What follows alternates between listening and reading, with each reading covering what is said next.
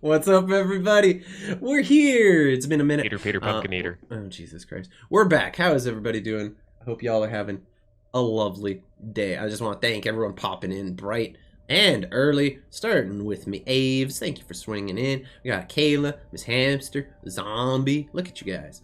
Merc for Hire. I wonder who that is. We appreciate you guys swinging in and showing us some love today. We're doing good. We're kind of chilling. This is the last stream in my old space as of today. After this, I'm gonna tear all this bitch down. I'm gonna bring my PC over to the other spot, and yeah, so we're gonna be off for the next 2 to 3 weeks, depending on how that all goes. I will keep everyone posted on Twitter and such. Other than that, in terms of announcements, if y'all have ever wanted to see your boy Rusty step into the shoes of a player instead of being behind the DM screen, that's not really a screen, for a change, I'm going to be joining someone else's stream. The computer screen. I'm going to be joining someone else's stream, playing myself a very fun little character. I'm not going to give you any more details because it's a surprise, but I will be getting some player action in soon, and I'm very much looking forward to only having to do one voice a night. I cannot The character wait. is dope. I can tell you that it will be worth the wait. I'm very excited for the character. I'm very excited. It's gonna be tough. But other than that, nothing really new going on. Like I said, we're off today for a few weeks. Probably the next 3 Mondays, if I had to guess. If I can get back on the 3rd, I'm gonna try. But I'm not gonna hold my breath on that one. Gonna be off the streams all together, and then I'll be announcing my return date on Twitter sometime in the near future. As y'all can see, we were minus a Hell's Corp today. He's just dealing with some stuff. So we're sending him all of our love. We hope to see him again very soon after the break. Other than that, I don't think I have anything new going on. Anything y'all want to discuss? You got anything going on in your life you need to get off your chest? Now's the time. I'm everyone here. Canadian Tire. Hashtag not sponsored. I wish we were sponsored by Canadian Tire, dude. Get all my kitchen utensils half off. I'm fucking down with it. What's the staff discount like there? 30%? 30%? Probably something nuts. I'd be all right. I'd be all right with 30% off a fucking air fryer. Like, no, let's go. All I'll say is it's hot garbage. Take my tits, they're too heavy. You need that off your chest. Fair. That would be something to get off your chest. Facts. I'm good without the back problems, though. I really, really am. That seems like it would be more effort than it's worth to have the boobies. I'll be honest with you. Yeah, my staff discount is 10%, and I have to save my receipts and get it all at once at the end of the year. Shit. Yeah, but like, then you just get a huge lump sum payment at the end of the year. Like, that's not a bad thing. Like, yeah, but you have to save your receipts and be responsible for it. So I just don't even bother. Oh no, adulting. Not worth literally. it. Not worth it. Not worth it. Not worth the effort at all. Depends on what you get. Like, just to be fair. Anyway, so that's about it for today. In terms of updates, picking up where we left off. Quick recap. Hey, there's a cat. What's up, cat? The party had just a little bit of retconning. We got a little more roleplay in for the preparations for the big journey eastward across the Incendis Mountain range. The party left the town of Southwatch and traveled well into the night. Before Gregory stepped up and attempted to find a suitable place for the party to rest, managing to find a small, not particularly protected alcove somewhere along the route.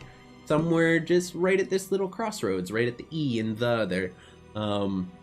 Unfortunately, the combination of a less than well-protected campsite and a slightly less than observant group of people doing the watches for the evening, it seems like a number of strange desert monstrosities creeped up on you. These strange Periton, half avian, half deer-like creatures with a strange humanoid-looking shadow. Descended upon the party, mostly Stanislav, while he attempted to keep guard. And a quick and fairly brief combat ensued, in which you fairly skillfully dispatched your would-be ambushers. The rest of your party, Mr. Maker, and the 3 individuals you're traveling with, only then emerging from the cavern or the relative safety of the enclosure, and reminding you that they had in fact promised to run if there was any trouble. Apart from that, you guys laid back down and decided to finish up your long rest. There are still 3 Periton bodies just laying around. I don't know what you guys plan on doing with those, but that's about where we left off. So if we'd like to pick up from there, what would everyone like to do? You're standing victorious. It's still the middle of the night, pitch blackout. What's up, Mantuka? What do you got for me? All I'm hearing is I've got a long rest. I can hit my long rest button. That's what Mantuka's hearing right now. It's up to you guys. This is like picking up right after the fight. If you guys want to go right into the rest of your long rest, it's totally fine. Yeah, I believe we were on my watch, which was the last watch, so I technically would have already finished the rest, but you guys hadn't. How that work? Yep. Technically, yes. Love it. All right, stay. Deal the bodies. Go back Okay. to bed. All right. So we're just going to finish up the long rest then. Easy enough. Y'all can go ahead, hit the long rest button. I'll say one of the scouts, the individual traveling with you, the small gnomish individual, I believe's named was Twigs, is going to keep watch. She kind of just sits at like this kind of, it's not so much a cave, more just like an eroded spot in the cliffside. Kind of sits and puts up his hood and everything. Oh, I forgot to turn the redeems on. I'll just sit. Thank you, JT. I'll sit near enough to him that if he wants to chat, we can, but if not, it's all good. You do remember this individual is in fact mute. Oh, yeah, that's right. He's got a beautiful mind. Does not speak at all while you're sitting, but he sits and watches, and it does appear like he is very much observant Nice. for the rest of the night. I will say the rest of your evening passes without any further incident. The noise of the battle probably scaring away any other would-be attackers, and you all awaken the following morning. A little chilly as the sun has not yet risen over the deserts, but starting to warm up a little bit as the sun just barely begins peeking over the crest of the horizon, kind of creating this jagged silhouette of the mountaintops against the eastern horizon. What do y'all want to do? And just, I'm gonna cook breakfast early for everybody. As I'm finishing up my watch, I'll start making stuff like 20-30 minutes before everyone starts getting up. Sounds good. Easy enough. We will have And delicious, breakfast. nutritious breakfast ready for everybody.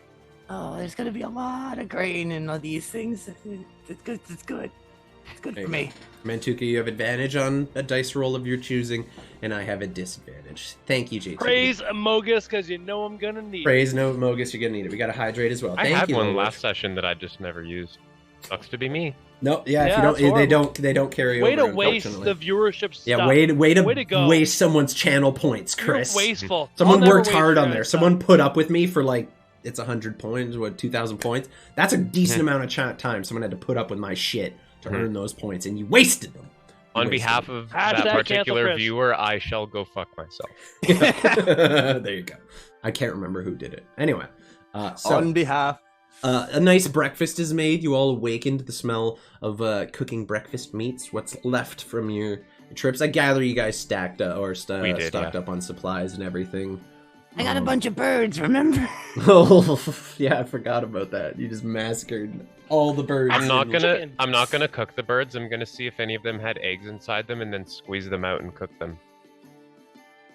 roll me a nature check. I don't want I to. mean, Old that's desert probably shit. the safest. That's how we did it. I don't The think safest birds thing to themselves do. are- I don't think that's how that works, but I think the meat would probably have a lot of wasp poison in it. 5. oh, we got a long follows in chat. Let's fucking go, dude. You love to see it. Do me a favor, my friend. Get fucked. There you go. We're good. We always ban the long follows. Don't worry about it. Oh, I thought that was the person's name. No, that was just someone being like, "You can buy followers here." Blah blah blah. Get fucked. Piano. Like, who is Longfellow and who? What did he do? They're the relative family of the Longbottoms. Yeah. Insufferable. No. Insufferable. No. Stop, Chris. Stop. No. You're gonna get us canceled, dude. You're gonna get us canceled. Okay, so you all tuck into a nice, hearty, warm breakfast for the morning. The rest of your traveling companions, as well as Mr. Maker, all participating as well before all beginning to clamber back onto the cart and prepare it for your day's travel. Is there anything else you'd like to do before we make our way for the day? What's everyone's plans at this point? You know, you still have a bit of ways to travel. In terms of the map you guys are looking at, you guys are starting off at about the E, and you still got to make it all the way to about there. So you still got another 2-3 days of travel to go. Mhm. If all goes well. I'm gonna recast non-detection on myself for the Okay. 8 hours of travel. Okay, you get another 8 hours of not being able to be seen by detection magic, so no sweat. Mantuka, are you doing anything to prepare for the journey, or? Let's talk more walk. Fair enough. Gregory. I agree. Just I'm gonna walk next to Stan for a while. Not the Okay. whole time, but a little while. Yeah, you have been riding in the cart, so you can get out and stretch the legs a little bit. Mantuka, also too big for the cart, walking. So it's basically the whole party is walking except for Mr. Maker. I thought we who fit is just Mantuka tucked in away. it last time. Did Oh we? yeah, we got him right on the. Oh, end. he was sitting on the end with Yeah. his feet dangling. So yeah, you Oof. could still take that up if you want to. That's up to you. Thank you for correcting me. Mantuka will save his energy for battle. Okay, cool. Jet totally lounge out of the cart. Yeah, you're kind of just like sitting there with your hooves dangling over it. Anytime there's like a high rock, you hear like the ping as your iron hooves just kind of clack off of it and continue. Gregory, you said you're walking next to Stanny. So Stanny, you're kind of just making your way with little Gregory next to you there. You guys doing anything? Keeping my eyes on a swivel. Okay. I'm gonna pick him up and ride him on my, give him a ride on my shoulders. So he has a better vantage point. You're giving them uppies? Okay. And I'll as say, I do that, I cast guidance. yeah, roll a perception check with advantage because of the assist. Avec guidance. Avec guidance. There we go. Okay, Stu. He wants to cuddle so bad, but it's not a good angle. 25 Oh. total. Okay. Very similar to the last few days. You're making your way along. Don't notice a whole lot of activity. Every now and again, you'll see like a random trader pass by you guys or something. Someone else kind of carrying a heavy-looking pack, not necessarily traveling by caravan, but definitely look to be a merchant of some sort. Fairly usual travelers, but the things that stand out to you. Once again, as on your first days, you're making your way through this road, which is lined on either side by just basically sheer cliffs. You guys are effectively moving through this river valley that has been converted into a road, more or less. Looking up on the top, you do see the familiar sight of those purple Imperium cloaks commonly worn by their archer division. And it looks like there's still pretty far spaced out. Like, you're only seeing maybe 1 or 2 an hour tops, but there definitely appears to be individuals stationed on these cliff tops, observing the road below. Even as you're looking up, you make eye contact with one of them, and they unblinkingly just maintain their watch on you, kind of moving their head as the cart just clatters along the rocky road down in the canyon below. As we pass, Stay still. Just as we pass like other people along this route, do we notice like if we're seeing these archers, do they look at the other people as intensely as they look at us? Roll me an insight check. With guidance. If you want to guide yourself, absolutely. Always. Now that I can, why would I know? Nope, doesn't matter anyways. Too far to make it out. Yeah, you can't really tell. They're also wearing their kind of traditional helms, which, while unlike the infantry, which do have face coverings, the Imperium archers kind of more have just like a skull cap, more like effective, able to shoot while wearing kind of deal. As far as you can tell, are special. It's hard to make it out from this distance. yeah, hard to make it out from this distance. As far as you can tell, it seems like they're just watching the road, and that's about as much as you gather from it. You're not picking up on any level of intensity one way or the other. Either. Gregory, I'm though, confident enough definitely- in my They disguise. don't seem interested in like following you. They're not moving from their posts as you pass and like looking up at them. You come around the side of a cliff and pass out of your line of sight, and you gather that they're just set up along these posts, watching for anyone that might be traveling in the canyons below. The girl just kind of gives the horse a whip or a little whack with the reins there, and kind of picks up the pace a little, and you just kind of begin trudging along this stony road, the cart kind of awkwardly bouncing. Mantuka, it's starting to kind of get a little sore on your cheeks, but you kind of thick, you can handle it. Gregory and Stanny, you guys travel. So Stanny doesn't affect you until 8 hours. For about 4 hours, we'll reach the halfway point of our day. Gregory, since you said you are on foot, need you to roll me an exhaustion check. So just a Constitution saving throw, please. +4. +4. Because you're come on. You're good. You just need to Nice. beat it. You just need to beat a 10. It gets harder the more days you travel, and based on the weather checks we have. Consecutively, yeah. So far, it's just a fairly plain summer day. Nothing all that. That is starting I'm a to good heat up. fitness instructor. Yeah, no, it helps being on Stanny's shoulders for some of the journey as well. It takes a little bit of the pressure off of you.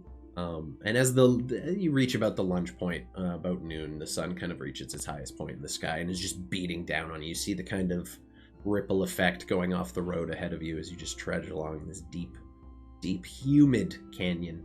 Seems like if there's any moisture left in the air, it is just congregating down in this enclosed space down here. It's quite muggy.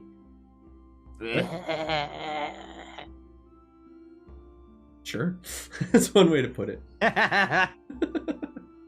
So, Is there anything you guys like to do in this day of travel? Otherwise, we'll kind of just truncate things here and get ahead to the next resting point for the evening.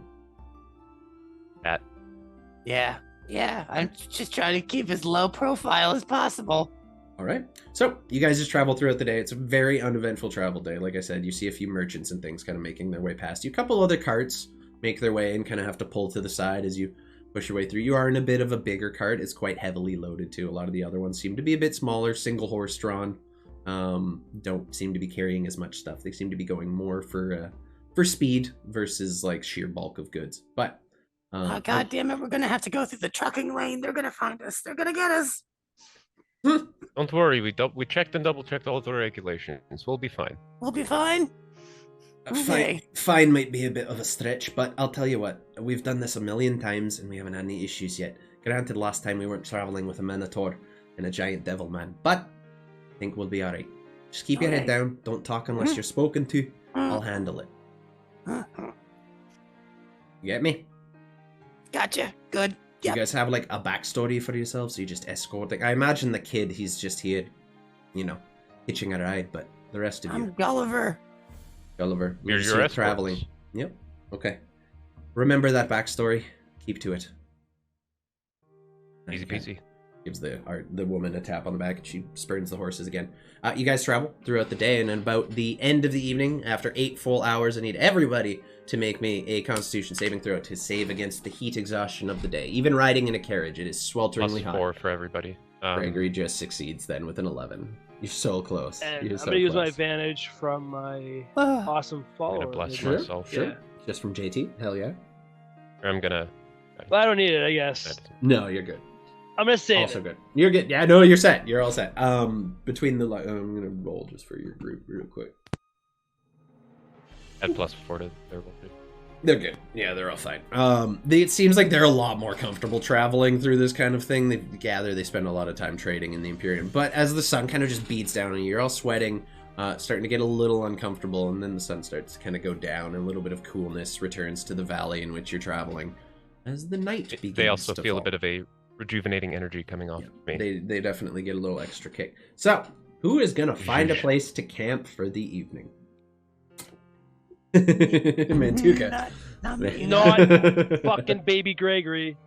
Guidance. Gregory's tired. Go ahead, wisdom check, please, or nature check. Survival or nature, your choice. Survival? Okay, I've got advantage, so... What? Yes, just roll it. Those are atrocious. Plus a D4. Those are plus atrocious. Fuck it, I want to... no. So plus D4... 5, so 15? Yeah, you No, rolled a 4? D4. Oh, And I not just 4 going low plus a average. D4. You want me to roll 4? Okay, cool. Wait Yeah, out, you gotta wait out. roll the D4. You can't just add listen, 4. listen. An average I of can do max whatever I roll, want. what? Why not? It's got average max roll, and you 2. rolled the I perfect rolled 2 average and, right down the middle. Yeah. Okay, so a 13 total. It takes you a little while. Again, you travel a bit later into the night than maybe you were hoping to do. But you do substantially better than Gregory did the previous evening, whereas he managed to basically find like an eroded creek bed from a waterfall that had once ran through here and kind of created this almost like V-like entrance. You find what appears to be like a relatively... It's not as much a cave as it is like an overhang, you know? It's kind of like you got about 10 feet of space to maneuver under this kind of overhanging cliff section. But it is dry, it is cozy, it gets you out of the winds or anything that might pick up during the night. And you do appear to be free from the heat. You're lucky you saved that advantage for now. But the cart kind of comes to a close. What's her name? Elga, the driver, gets the horses all done up and gives an extra pat to fucking Ikesh. Is he Ikesh right now? Yeah, Yes. he's just a muted version of the catch. Okay, so Not yeah, she shiny, he's gives just like a brown an horse. extra little scritch to Ikesh and everything. Gets the horses all dealt with. They kind of all tuck in, prepare themselves, start tucking into their rations for the evening. Who's gonna do watch? What are you guys doing over the course of the camping? Like, what's the plan here? I'll take first watch. Wolf watch. Okay. They don't seem all that keen on talking. The rest of your group mostly just like go to sleep. They get the rest when they can. You guys are here as their escorts, so they're expecting you to escort them. I want to cast detect thoughts on the leader while they're eating. Okay.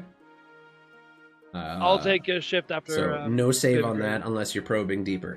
Right off the start, surface thoughts. He's thinking like, I hope these people don't get me killed. I hope these people Fair. are more convincing at lying than they've been up to this point. And the last thing you kind of make out is very much the sentiment that he is not afraid to leave you all behind and just run away if he needs to. I was just making sure he seemed like a very serious person. I wanted to make sure there wasn't something evil. He's just a businessman. Yeah, very much business minded. That's all you're really picking up on there. He's trying to wants to protect his people and get paid without any of them getting injured or otherwise, dying. Y'all just see Gregory while everyone's sitting around eating silently, and you just hear him go, oh, and goes back to eating. Okay. So you're on first watch then. Go ahead and roll me a perception check. And as y'all are going to bed, you just hear just a lot of sand shifting, and then just and then just a bunch of dogs. I'm going to turn into a wolf after casting Conjure Animal. Yeah, you conjure your little wolf pack yet again. 9 wolves! Okay. Go! I'm gonna The have wolves the cat all stay appear up. as usual, and you morph down into your animal 9 form. wolves The and fur 1 just- horse! Go! The fur just breaking out of your skin, where and as it just tears as it goes, and you find yourself in wolf form again. So you're gonna wander around with the wolves. The 14 perception, pretty uniform across the board between you and the horse. So what you do notice right off the bat, it looks like you camped out fairly close to one of the archer posts, because even as you're leaving, you notice the very faint glow from what must be a very small fire on top of one of these cliffs. Probably just one guards person keeping warm, a little too far away for you to actually make out who it is or what they're doing, but you do see the very faint glow of a very small campfire. Doesn't appear like anyone's approaching the camp. You kind of make your way around in a bit of a semicircle pattern, finding these paths up the cliff sides to kind of weave, and it looks like the camp is pretty safe, but you definitely clock what appears to be a watchman or some kind of small campfire, maybe a couple hundred meters up the cliff on the right hand side. After about an hour of marching, you just all see the wolves all but one turned to sand and then there's just one lone wolf for about another hour. That's And then fucking he cool. just turns into just a boy crawling on all fours. Oh, The rest of your watch Barking. passes without further incident, which is good. At a little while into the night, depending on how long you're doing, a 4-hour watch or 3-hour watch, we kind of truncate things, but you do notice the fire start to dim a little later into the evening, as it looks like that individual is just not tending it anymore, maybe going to sleep, or maybe realizing that they had been seen. You're not sure. But the rest of your watch passes without incident. Mantuka, you said you're going to go second? I am very much so going to go for second. Yeah, go ahead and roll me a perception check. I hope I do well. I'm using my advantage. You want to just You use already that did. 14 for the whole night? You For the use the horse? advantage No. on your survival check to find a campsite. No, I have advantage because I'm a Minotaur. You have advantage on survival checks? Yeah, Fuck from yeah, okay. Labyrinth. Oh yeah, Labyrinthine Recall. I always forget about that one, dude. Yeah. Ah, that's a good one. Perfect, no worries. Great Hey! word too, labyrinthine. Labyrinthine. Thank you for the sub, Tark. I appreciate it, buddy. Hope you're having a good one, man. Sorry I've been So- hanging around as much lately. I've been busy with the moves. 20. Natural fucking Yeah, so I was 20. in that 20. It's a nat 20. Thank Okay. you. Thank you very much. Easy From enough. the group. About an hour and a half into your watch. You don't really need a nat 20 to pick up on this. You hear the sound I'll of take it. a single set of galloping hooves. It just sounds like someone just absolutely powering their way towards your camp. You just hear these hooves kind of barreling down the dry path from the direction you had come. Like it's moving from the west towards the east and everything. And it's obviously coming towards our camp. Yeah, as far as you can tell, it is making its way down the road in the direction your camp is. You don't know if it's heading for your camp or just passing your camp, but you definitely hear something just barreling down this dirt road towards you. Does Akesh hear that with his 14? Yeah. Yeah, Yeah, I had absolutely. instructed him to wake me up if anything weird is happening. Okay, think that counts. again, these are things you have to do before he does these things. But I did. I said that. Did you? Yeah. Okay, well, just fine. It's a little bit of a gray area having your celestial steed take every single watch. Keep that in mind. Like, that's, Okay. But either If way. you want to limit it to one, I'm totally cool with that. No, Like, you're my fine. It watch. doesn't matter. Like, everyone could wake up from this, more or less. It is a fairly thundering sound. It's only one horse, as far as you can make up. It doesn't sound like an army or a group or anything. It just sounds like one individual just barreling. One hoofs like a pogo. No, like 4 hooves, but it doesn't sound like a group of horses. Just dunk, dunk, don't fuck up. I just had the Beholder, perfect bitches! mental image of a horse with one leg just. And it mad. It's so Haunts. I want to. I'm calling that sounds- as a D&D it character sounds- right now. Okay. The one-legged centaur? Okay, I'm down with it. I'm down. I'm fucking... Okay, well, you know, we like to be inclusive, so fucking send it. Call him Hopsick. He has 6 arms and 1 leg, if you know what I'm saying. That's fucked up. That's messed up. Either way, jokes aside, there is what appears to be a single set of 4 hoofed feet making their way towards you. What do you Definitely do? 2 minotaurs. Get ready Stand. for battle. Just kidding. It's got to be a big Okay, ass. I'm gonna go toward. I'm gonna go towards this sound, kind of like to the side of what I assume would be like, I don't know, the path or whatnot. Yeah, I can... And I I'm don't gonna really kick have a Gregory in map the head as I go by. there. Just a little tab. You feel the familiar feeling of an iron hoof up the side of your head, and Mantuka, you can't put your back up against and like look out. How far does your dark vision go? If you have dark vision, I believe you have dark vision. You might not actually. I feel like I do. I don't think you do. I don't know. I've never played a minotaur in my entire life. I Am I sure up at this as point now, too? shit am going to yeah. stay close enough to the fire I can see stuff. Cause no, I got no dark vision. Okay. Yeah. So basically, with the small fire you guys set, you get like a 15-foot range of I have dark vision. firelight. Yep, you do. So as you wake up, you're looking down the path too. You don't see anything for a little bit, but you definitely hear the sound of these hooves just getting Grab my closer shield and sword. and closer and closer. Or axe. And you guys all ready. Gregory, you're awakened as well, I assume, when Mantuka kicked you in the head. I grab my box, I pull my shield out of it, and I get out of the tent. Okay. You all ready yourselves? As if a combat's about to happen. You're all prepared and on edge.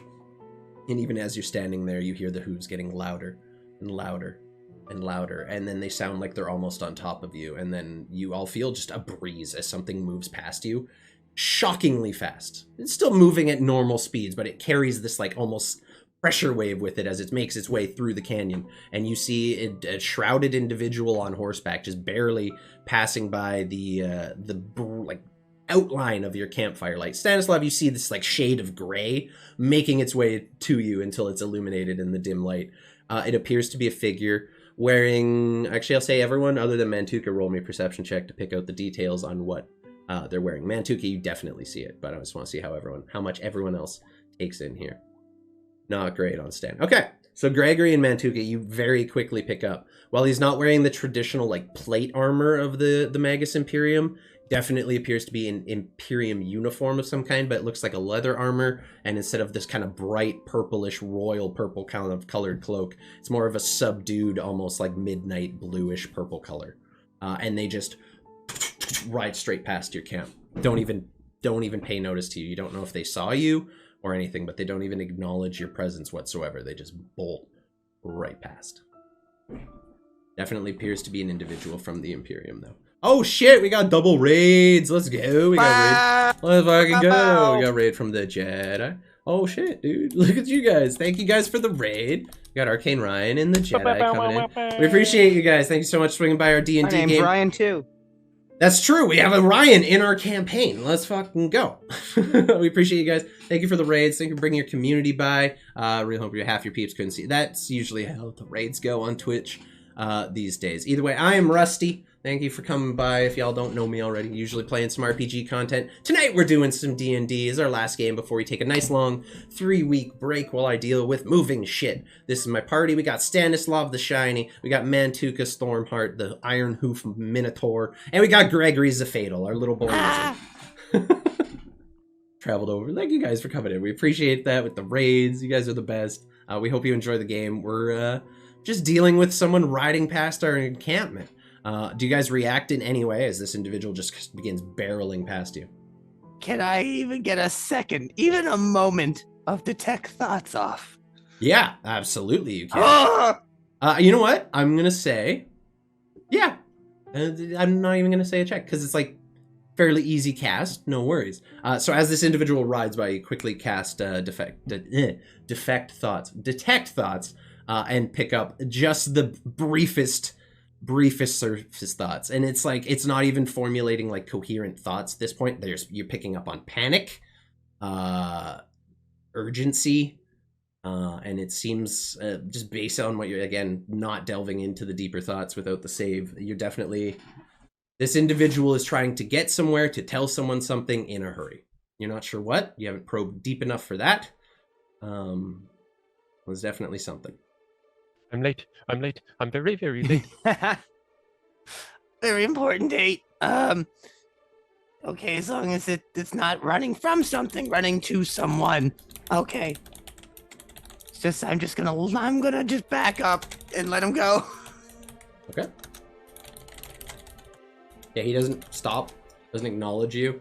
For all you know, he noticed you, but he just powers by. He is galloping that horse at full tilt. That thing is probably going to go until it drops, and that's going to be it. Like, he is pushing that animal to the absolute utmost of its capabilities. But a couple minutes go by as the hooves kind of fade off down the canyon on which you're traveling. You hear the hoof beats echoing off the walls kind of ominously through the night on the otherwise silent night air, and then as the hooves kind of fade away, you're left with the silence of the evening and the crackling of your small campfire. JTB exclamation point D100 for that weather check, please, buddy.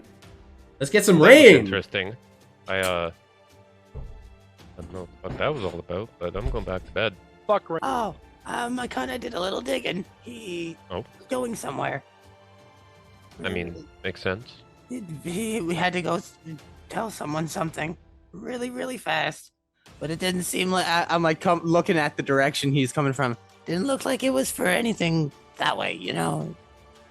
Or at the very least, nothing's coming this way. Like volcano or something, I don't know. Volcanoes can move? Volcanoes can move? What? Oh. Okay. Go to bed. Okay. It's around this Keep point. an eye out for volcanoes, please. As you guys are discussing this, you hear what sounds like a powerful wind just begin whipping its way through the canyon and around the mountains above you. It's coming. It picks up. It does so gradually over time. It's not an Cast detect instantaneous volcano. thing.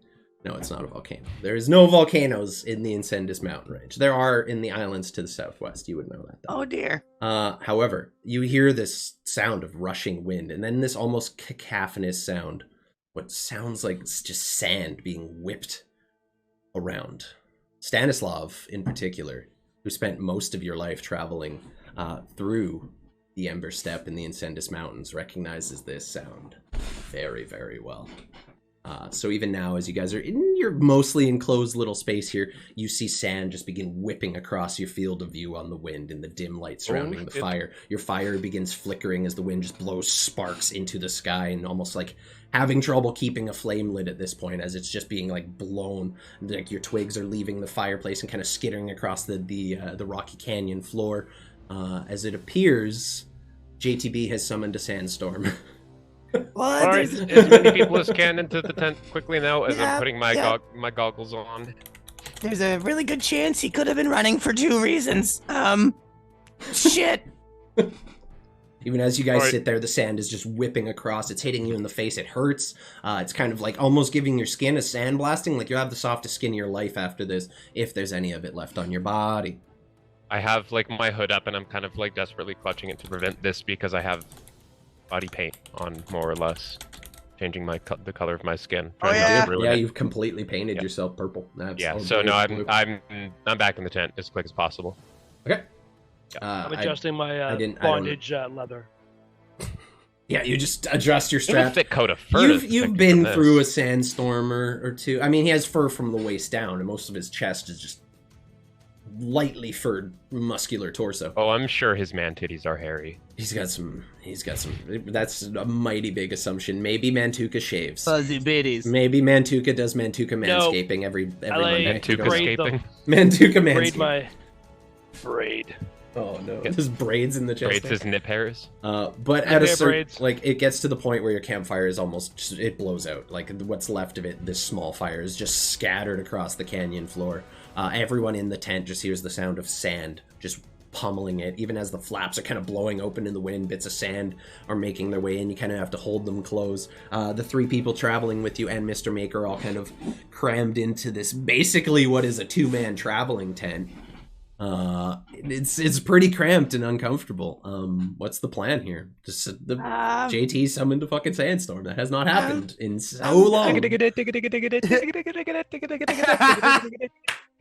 I'm gonna just go like I crawl over all the bodies of adults and just go towards the door and just say, I have an idea, I think.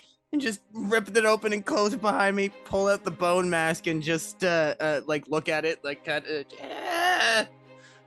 don't help us. Go right into the ground and I'm gonna cast Conjure Animal at level 5 and Okay. make 2 giant constrictor snakes. I'm curious to see where you're going with this. And do like a Jafar going after Jasmine thing where it's just they're gonna curl around and make a little dome Around Gregory? around the tent. Okay. They're huge beasts. I was gonna say, I'm like, yeah, giant constrictor snake is pretty fucking big. That's Big doable. Jafar in Aladdin. Yeah, that's honestly The top half of a beehive. Yeah. But it's Yeah. snakes.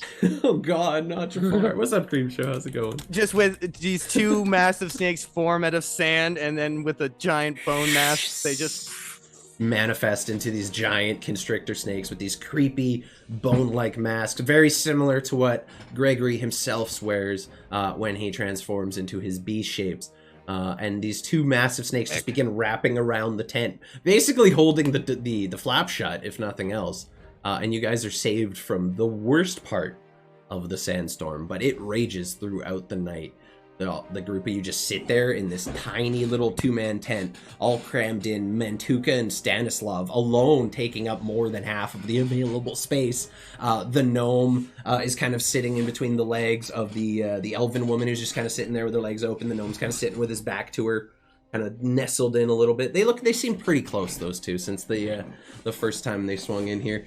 It is not a comfortable night. I'm gonna mentally I apologize. I've had cabbage. Oh, no. Condolences.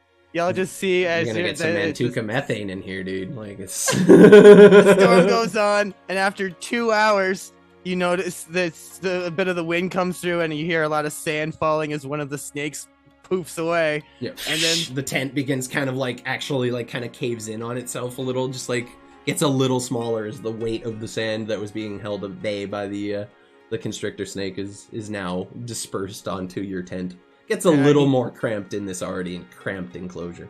And I can do roughly 6 more hours of another of one big snake. Okay, easily done.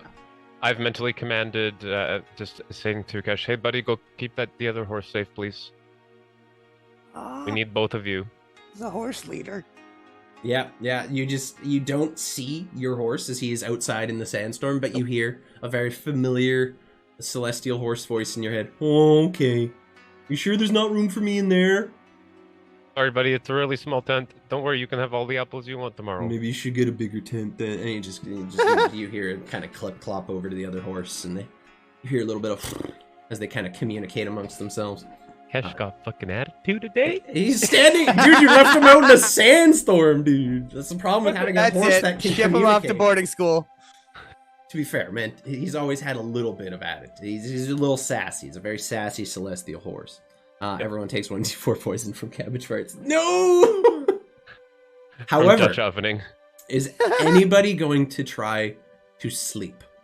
I will again remind you: you are crammed into a 2-man-ish tent with about 8 people, 7 people, with a sandstorm just raging outside. What's up, Mantuka? Mandugo 112% try to sleep during, like, he can sleep anywhere. Like, it's cool. Puddle pile. All right. I need everyone to just make me a Constitution saving throw. And this is... +4. There you go, +4. Basically to see if you can get to sleep in the cramped space, stay asleep during the raging sandstorm outside. We're pretty good. Come on, Gregory. Greg's gonna stay awake. Gregory's staying... You burned a lot of spells today, buddy. Yeah, but if I don't, then the snake goes away. Okay, so you take a point of exhaustion by default.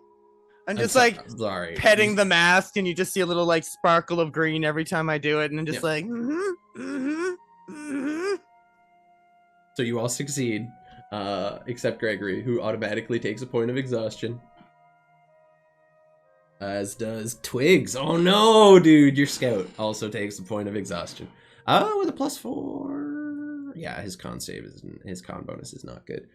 Yeah, so unfortunately, it looks like the gnome is just unable to sleep. Anytime any of you like look over at him, he's just sitting there, arms crossed, looking pissed off. Doesn't speak, as you well know, but he does not appear happy. It seems like everyone else manages to get at least a decent night's rest in. So it's just Gregory and the gnome who appear a little, watery-eyed and cranky the following morning. Got those really big black eyes, or black patches under their eyes. But the following morning comes as you all awaken, and you notice the tent now is just like, basically just like completely caved in, except for where Mantuka's massive shoulders and Stanislav are kind of sitting against the back, essentially providing additional support. And as you kind of open the flap, you see that the sand has literally piled about halfway up your tent at this point. That sandstorm raged through the night. I'm so glad we got that. We haven't had a good sandstorm since like the start of that campaign. It's been fucking great. But you do see the horses looking pretty perturbed and didn't look like they got a great night of sleep either. In the case of Ikesh, it does not make a difference, but the other horse does look quite unhappy. Probably Kesh always looks like he's down to 5-hour energy. Yeah, Ikesh is just fucking wired. He's got that Jesus juice in him, you know. 5-decade energy, more like. Yeah, he kind of just shakes the sand off while the other horse is kind of just standing there looking very much dissatisfied. The rest of the group comes out. Twigs is again looking pretty rough. Mr. Maker just goes right into the back of the trailer and lays back down. They just gonna give both of the horses some apples. Yeah, the elf Elga just begins like going around, feeds the horses, starts brushing off the one that they own, and just caring for it a little bit. She kind of looks up to you. He's a little tired. He could maybe use a little more rest, but it's probably good to travel for a little bit if you need to.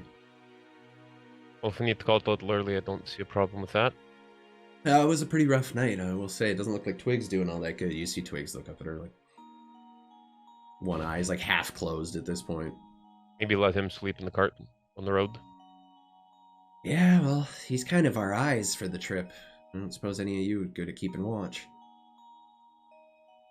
Well, Gregory here's pretty observant. Was You guys look over he at on Gregory? watch last night when the birds attacked, or no? No, that was me actually. Oh, okay, so maybe And you Gregory. saw what happened to them. Maybe so. Gregory should do it then. Y'all looks look over over. at Gregory, and he's just like still petting the mask, even though no green's coming out. He's just Okay there, buddy? Yeah. Oh, Where are we there yet? this is gonna be a rough day. We're still at camp, buddy. We're not moving. No. Feels like the world is moving. What are we doing? The dwarf kind of pipes up. Maybe he should rest in the back too. That is a fabulous idea. I just Alright. no, I'm not even arguing. I just walk over. Don't he- eat the mushrooms. Always eat the mushrooms. What are you talking about? We always eat the mushrooms here. Gregory is out. It's Gregory really always out. has the worst time of it. You're the only person in the campaign who has died. Like, and you're 15. You have so much childhood trauma attached to you now. It's great. It's I'm gonna great. be able to write a memoir at 21. Yeah, absolutely. So you guys cram into your cart. Now the road has been mostly obscured, like where there was once this kind of gravel, hardened creek bed like road almost. It is now just deep sand. Like it has been almost entirely reset. So it's a little slow moving, casting non-detection yet again. So no scrying magic for you. However, the group continues along for quite a while. It's a lot slower today than it was before. There are a couple points during... Actually, you know what? Fuck it, I'm gonna have her roll for this because I can. So bad. So bad. So, as Elga kind of whips the horses along, just like I say whips, it's just more like a gentle spur. She's very, very good to her horses. Not really whipping them so much, just giving them a little knock with the reins. You hear that, PETA? You hear that, Peter? We're being good to the animals. We did not kick a goat off a cliff like 4 sessions ago. It's fine. Eyes on you. Eyes on you is dead. Yeah, you guys travel for about an hour and a half as the sand just kind of begins to grow deeper, kind of in a lower part of the canyon there. She kind of tries to get the horses through the sand, and the wheels just kind of sink in and get stuck in this very soft... Some goats are assholes. That goat was an asshole to Mantuka, to be fair. The cart does kind of sink in to this deeper sand, and the horse is just not able to move it. So you guys are currently dealing with a stuck cart in the middle of this thoroughfare. Yeah, I do believe that's not spelled. Mantuka, what's up, buddy? I would like to go to the horse that is not feeling the best. He's tired and whatnot, and I would like to do something I've never done before. Okay. Oh, I like that. I would like to cast Speak with Animals. Oh, where was that with my goat? I didn't Goat need is to not an communicate animal. I didn't need to communicate where he was going. He didn't Goat need is to a waste pancake. a spell slot on that shit. Okay, you cast Speak with Animals. What do you? Correct me if I'm wrong. They can speak back. Yeah, no. So, they can. So you gain the ability to comprehend and verbally communicate with the beasts for the duration. The knowledge and awareness of many beasts is limited by their intelligence, but at a minimum, beasts can give you information about nearby locations, monsters, including whatever they can perceive or have perceived within the past days. You might be able to persuade beasts to perform a small favor for you at the GM's discretion. okay, I like GM's discretion. So, what are you doing? What are you trying to communicate to this creature? What do you say to this horse, who is named Ben, by the way? Ben. Yep. So Mantuka, Ben the pony. he moves up to Ben. Yep. And he reaches down and he just kind of grabs this horse, by either side of his cheek. Yeah, I'm scared to see where this is going. And Now we're eye Christian. to eye, snout to snout. Listen, Ben. Time to nut up and shut up and fucking push. Okay. Roll me an intimidation check, please. You can use your strength as your modifier since you're being physically intimidating. I will allow it. As my modifier. Why do I have 0 for fucking intimidation? Because they made intimidation tied to your charisma stat, which is something I wholeheartedly disagree Super with. stupid. 15 plus my strength is another 5, so that's a 20 if that's what we're doing. Okay. The horse just doesn't even respond to 4, you. so 19. 19. Horse does not respond to you. You know it understood you though, as it begins just digging its hoofs into the sand and trying to just force its way forward, and the hooves are just sliding through the sand. He's trying his best. He just can't do it. I'm gonna go to his booty, and I'm gonna help pushing him. And if I have to, my halberd might accidentally slip up his hoop a bit to give him a little more. Whoa! I'm also going to get behind the cart and push. He rolled a 4. Chris, you have horse stats on you at any given time for your pony. What's the strength bonus on a horse there? Plus 5 or plus 4? Plus 4. Okay, so 8. We'll do that. It's an and 8 then total. do natural 20. Okay. Shit. Okay, so as this one horse is struggling, Mantuki, you're holding, you're staring it in its eyes, willing it to move. And 26 threatening, for Stanislav. threatening its very existence. You notice Ikesh, the warhorse, just dig its hooves into the sand and start pulling 1 inch forward at a time, just barely moving. The other horse now, most of the slack is off of it, as Ikesh just takes up the bulk of the work, begins helping and starts pulling on its own, kind of falls back into the harness, and two of them begin inching their way up this kind of hillside in the deep sand. Stanislav gets behind the cart and just starts shoving it, and just you see the muscles flexing, the sweat beginning to bead on the forehead as they just inch by inch kind of begin shoving this cart out of the sand. And as you kind of crest the top of this hill, the road kind of returns to its more slightly rocky texture. It's still quite a bit sandy from the sandstorm the night before, but you kind of come over this hilltop and begin winding your way down. And it's at this point, as you're kind of looking down, this is about the straightest point of this valley. You kind of look down this massive decline here, and you see, just at the end of it, what appears to be 2 barricades on either side of the road, made of very sharpened spikes. And actually, everyone roll me a perception check to see what else you pick up on for that. Horse is the worst. Yeah, horses. And we managed to do that with you people still on the cart. As he's like, oh, they got off the cart. Don't Ignore worry. mine. I'm sleeping in the back. You got a 9. Okay. I'll use his. Mantuka. Oh, the nat 20. No, you will not. You guys suck. Okay. So One time I'm sleeping on a nat 20. 11. Mantuka did all right though. So Mantuka, you definitely see it. To the rest of you, it looks like maybe some kind of like roadblock or setup kind of further ahead, or a checkpoint or something. Mantuka, however, you definitely see a few individuals moving around this kind of small looking encampment. Like I said, there's 2 barricades on either side of the road as it kind of like weaves down into it. You notice a few tents set up, and then a very, very, very familiar sight. You see just a number of individuals armored in this kind of bronze, brass-looking plate armor with these bright purple cloaks. These are very clearly members of the Imperium military.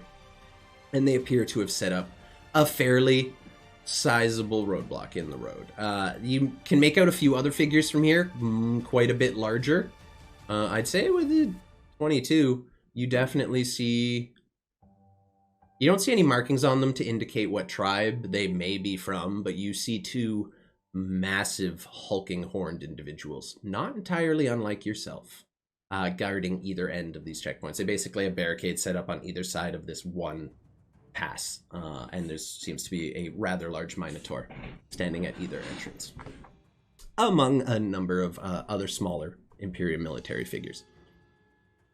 Okay, perfect. I'm gonna pass that information on to the rest. While doing that, I'm gonna go to the horse that I just had a bond with. Yep. I'm gonna go to his ear and Is that whisper. what we're calling it? Yeah, and whisper, "Look what you did when we worked together." And I'm gonna like spank his ass, like a good boy, like bam. Okay. You trying to get him to go, or are you just giving him an ass spank? No, just no. I'm not trying to spook him. Just like a. Okay, roll like me an a- animal handling check, please. An affirmation. Yeah, ass no, slap. yeah. This is a horse who's very afraid. Affirmation. This horse is very afraid of you after you intimidated it. If I'm close to standing, that's 13. It's not a saving throw, It's my not guy. a saving throw. That's animal handling. Then it's a 9. It's a 9. Stanley, can you do me a favor and just roll an attack with that horse stat block you have up, please? Just a hoof attack for me, please. Stan, that's not a favor. Do me a solid, bruv. I don't have the sheet up. He does. It's a 19. Does a 19 hit you? Yeah. Yeah. 100% yeah, does. So, Oh. Mantuka, as you slap this horse right on the ass, expecting like you're trying to pipe it up a bit, you kind of forget Yeah. that you did just literally scare the life out of this horse. And as your hand just connects with the ass, a massive Shire horse hoof just comes up and right in the center of the chest. At 10 is the damage roll. You if take wanna 10. You take 10 points of bludgeoning damage. 10 damage. Sorry, buddy. As this horse 2d6 plus 4. just They don't hauls fuck around. off and Kill boots this you thing. straight in the chest. If you were a lesser man or a commoner, your chest would have just been completely caved in. You kind of fall back on your ass as the horse just looks back at you and then goes about its day and kind of rewrites itself. It seems like the horse is shit. not necessarily fond of you. You hear just this boisterous laughter from on Not top of fond the of him carriage. anymore Just Stanislav, going as on. he's kind of laughing, he's like, "Are you okay, buddy?" He holds an arm out to help you up. Oh, I'm sure he's fine. I've seen people take worse. I You're don't right, big accept any man. arms. Oh. See, that hurts his pride more than anything else. Oh, come on, buddy. He kind of just like leans forward and gives his horse a smack on the ass, and the horse doesn't even acknowledge it. Stanislav is still holding his arm out. Ignores the arm altogether. Fair enough. Mantuka, you stand up. You guys are making your way down. What's the plan? Are you guys stopping? What are you intending to do here? Can you do like the This seems roadblock like a now checkpoint is or something, right? Yeah, it looks like there's a checkpoint. There's a I mean, if you guys want to look for alternatives, that's a possibility, but it does appear like there is a checkpoint in the route. some distance ahead of you. Still a few hundred meters out. Like, you're at the top of this this very large hill, and it's basically like several hundred meters down. I mean, we're disguised to get through this type of thing. Why we did this? Gregory's sleeping in the back. Yeah. Right. Lynacs is kind of doing his thing too. Actually, a note. When you all woke this morning after the sandstorm, Lynacs wasn't with you. Where the fuck is Lynacs? Shady bitch. Where did he go? That's a big note. I probably would have panicked. Yeah. He just kind of like, no, it's like sometime between leaving camp this morning and now, he just slipped off. I've been sleeping, so I didn't notice. Yeah. You guys were dealing with sandstorm, getting the cart stuck. Like, you guys only traveled about an hour, and then like sometime during then and getting the cart unstuck, it seems like Lynacs slipped away. It's only now that you guys are all rolling perception checks that you notice that you're down a party member. Well, I can only hope that it's that he's keeping some sort of overwatch on us. I don't know. You have no idea? That seemed like his MO. He would do that. I think we should just go through this. Little words as possible. That's probably for the best. I can handle the talking. You want, you can do it as well. Doesn't matter to me. It's all you. I'm not exactly a people person myself, but we'll figure it out. And they begin just like urging the horses forward. You make your way down this path towards the barricades. And again, you see this minotaur just standing right at the entrance, arms crossed, massive battle axe just slung like over its shoulders. As you approach, you notice does not have the same hoof decoration that Mantuka has. So definitely not part of the Iron Hoof tribe as far as you can tell. About 30 seconds out, I'm going to cast guidance on the leader. On Borin? Okay. Yes. Borin. All right. So as you're approaching, you kind of quickly cast guidance on him there, and he kind of just like, all right, well, with any luck, this will go smoothly. I hope. And they kind of weave their way towards the thing, and the Minotaur like looks up and acknowledges you. You notice that now towards the end of it, there appears to be another cart just leaving the other end of the checkpoint. Looks like they just got through. And the Minotaur just waves his hand and just waves you right through the first gate. You guys proceed. And as you kind of get to the middle of camp, the other Minotaur seems to be watching the other one. You do notice an individual slightly, I want to say, more effectively armored almost. Like the armor looks like there's a little more expense spared on it. It's a little more decorative. There's a little more insignia on it. And the helmet has this large kind of purple plume, very similar to the color of the capes.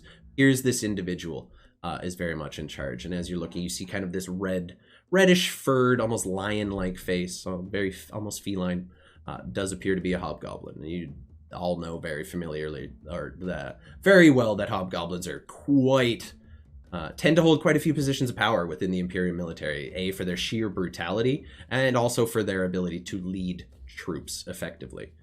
You also know they're entirely unmerciful when it comes to dispatching their opponents. They will finish every kill, every time. Stanislav has a quick little flashback to the last one that they met.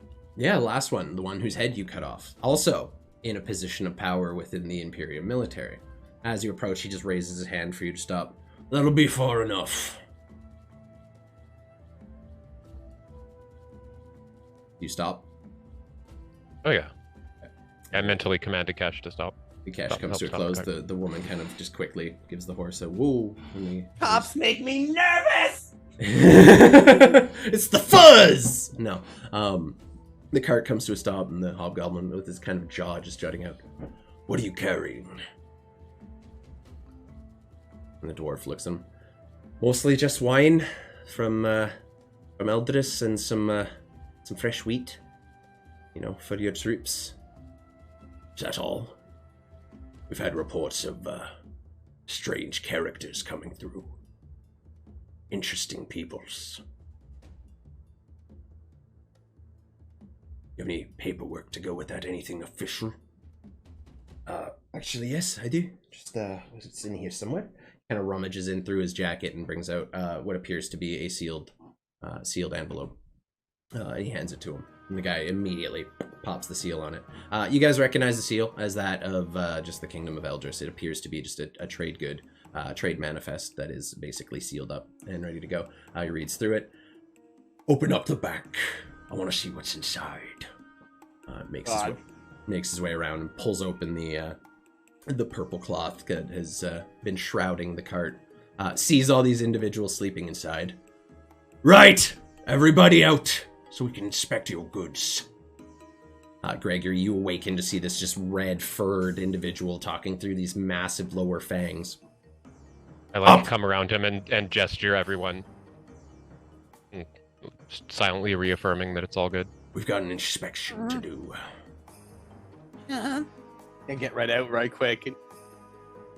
Okay. You guys all pile Kind of out. usher Gregory behind me. Okay. You guys all pile out and kind of step out on Behind the like a descent. mom's.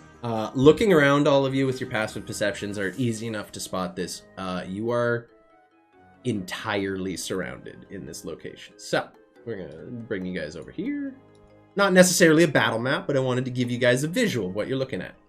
So that is we're being compliant. that is your carriage in the middle. The 3 yellow dots are your allies, minus Lynacs, of course. Mr. Maker is just basically following whatever orders he's given for the sake of DM ease here. You notice 3 archers all stationed on either sides of this canyon facing inwards. Gregory, you have advantage from JTB. The individual I'm gonna need it. Thank you, sir. the individual that's been speaking to you, the leader, is marked with this little skull icon. And then it looks like another foot soldier comes up and hops right into the cart after all of you pile out of it and just begins opening up the crates and the sacks and looking inside of them and making sure there's nothing untoward going on or anything like that. And he's kind of rummaging around. So what's your business in the Imperium? They're traders, I see they're like all the time, but you lot, well, you're fighters. We're their protection. It's a lot of protection for some wheat.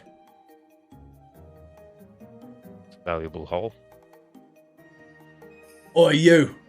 Stupid one! The Minotaur kind of looks over. Doesn't say anything, very quizzically. You recognize this one? He looks at Mantuka. Eyes you up and down. Iron Hoof. Oh, shit. And he kind of, very proudly now kind of puffs up his chest. What's up, Headshot? How's it going? Very proudly puffs up his chest. Makes his way towards you, Mantuka. I didn't realize you lot were still around. Last I heard, you were all in the cushy positions in the Imperium. Sitting on your asses guarding the rich. What are you doing here? Circumstances dictated we needed to go to the mainland. We do what we're good at. Well, Breaking so far, skulls. what I've seen is what you're good at is sitting on your asses guarding the rich. You got any fight left in you, big man? Minotaur kind of very pridefully, egging you on a little bit. I look down at my iron hooves. I've always got some lead in the pencil for a fellow. Well, it's nice to know some of you still got some balls left. And he turns and just walks away and goes back to his post. Gregor's just looking like this the whole time. The leader is just kind of eyeing Mantuka now, seeing how he's going to respond to that. He's right. Just standing there. Standard ass. Absolutely. Thank you. Puffed up chest, Very realizing proud. that he not won that test, but he was You passed. not You showing his passed lesson. passed the test. Yeah. Definitely stood your ground on that one. We're gonna need a few minutes. Got a lot of stuff to look through. Anything in there you don't want us to find? No. As far as I know. Right. I'm just the guy that kills things. I don't. He whistles know what's in to there. another trooper. Get over here. He makes his way over, and the two of them just begin rummaging through everything in the cart. They seem inherently quite suspicious of you all. Just take a step back and do their thing. Yeah, I'm gonna say everyone roll me a perception check, please. More specifically, this would I guess everyone saw the riot. Nat Okay, 20. nat 20. Gregory with a 15. 15. Okay, with a 15, it's enough. Stanny, you definitely notice it. And you were the one who got the best view of that rider last night as they made their way past your camp. Doesn't take you long to spot an individual wearing shockingly similar garb, standing next to a fairly similar looking horse, kind of up here on the cliff somewhere. I didn't put the horse in because I don't have a mini for it, but appears like this archer up here is the individual you saw just rushing past your camp last night, and he's eyeing you all. Roll me an insight. You rolled a natural 20, so you can see how he's looking at you. I'm gonna give you that, but let's roll an insight to see how well you read up on it. Nope. You don't think he recognizes you? As far as you can discern, he just seems like a messenger who is now in a guard position, but he does seem to be staring at your group quite suspiciously. That's about all you pick up on. And as they're just Stanislav is trying to act very nonchalant about this, like it's just no big deal, like it happens all the time. Yeah. I will also say, as a group, since you're trying to convince them you are the protection for this group, go ahead and one person roll me a deception check. Not me. Oh, I don't I'm know good if at that. that's me. I'm good at that. Shady Pally. I would have to roll with disadvantage. At one. I fucking Okay. thought you said you were good at that. Oh, look at me, I'm good at this, Nat one.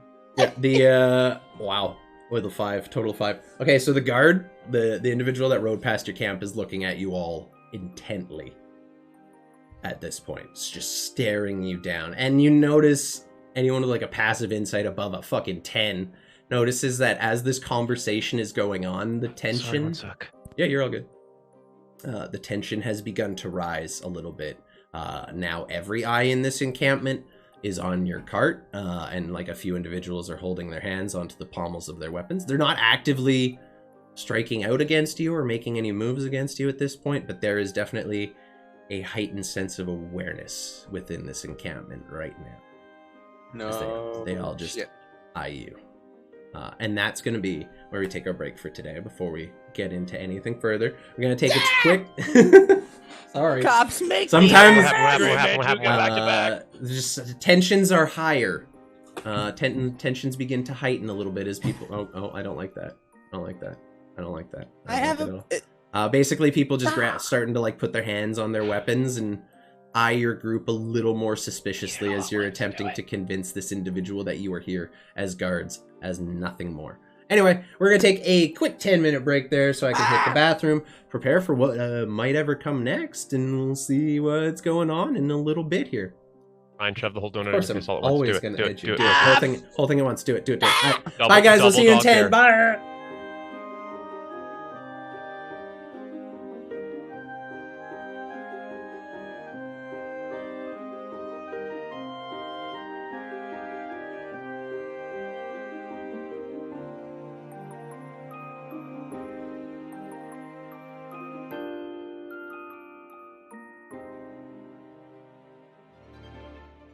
And we're back. What's up, everybody? Sorry about that. We weren't gone too long.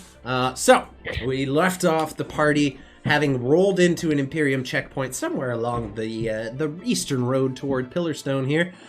Seems to have, drawn the gaze of a couple individuals here who maybe might be seeing through your story just a little bit. And the presence of an individual who made their way past their camp at breakneck speed the previous evening, possibly running from the sandstorm, possibly something else, currently standing on a cliff with a bow now trained at you. There's an arrow knocked, but he hasn't gone to draw yet. Like all the archers are ready to fire on a moment's command, and you just see the people just begin, like I said, they're just rummaging through your cart, going through all the different bags and satchels. They open up some of the bigger barrels towards the back to make sure there's no one's hiding in them. And while all that's happening, the leader, the hobgoblin, kind of looks at you. See, now we've had troubling reports coming from Elgis. We have a few agents stationed up there, and you can understand our trepidation when we're told that there is a tiefling traveling with an iron hoof and a young boy traveling with them. Granted, you don't quite match the appearance we were given. We were told something about someone being a little more shiny. Don't suppose you know anything about that, do you? Never heard of a shiny tiefling before. Never heard of a shiny tiefling before. Interesting. See, we see travelers come through here all the time. Many of them. Mostly with one god. In fact, it's almost unheard of. The simple wheat traders would have the finances to even hire one of him. And he looks over to Mantuka, the Iron Hoof. Let alone 3 of you. And if you expect me to believe that little boy, who's been transforming into wolves every night to guard your camp, is a little boy, well, I'm gonna have to call you a liar.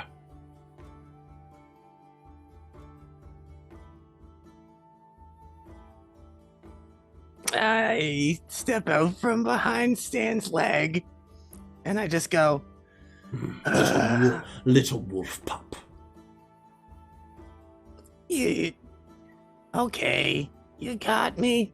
And I'm just like gonna put both my hands up and just like, This is just to kind of, hide who I am. Do you want to? Should I show who I actually am, or is that important here? We've seen who you really are. You're a boy. You're a child. Yeah, just a kid. This is actually, I point to Stan. This is like my guardian.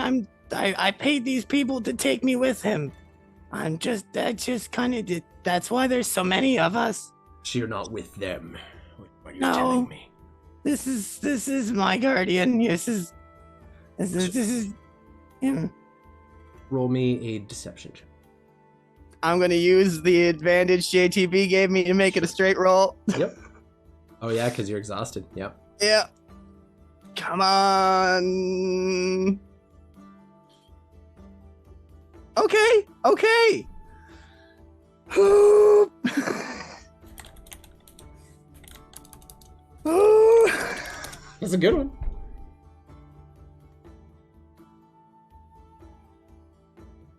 One second, I have a sheet up here.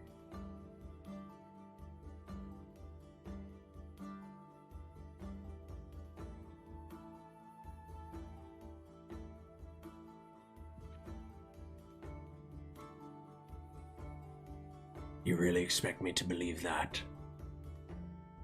With his mods, he has a 17. Oh. He had advantage.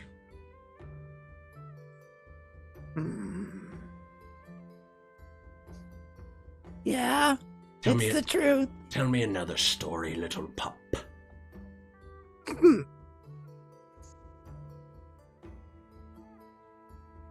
This Not is mine. I love Gregory just staring up at the ceiling.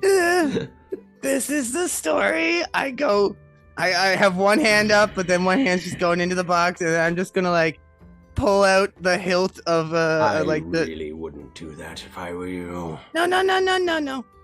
I like go to like pour it and just like let some like daggers and swords hit the floor as they like the weapons cache that I got way back when. Oh, I'm aware. Yeah. Ching ching ching ching ching ching ching ching.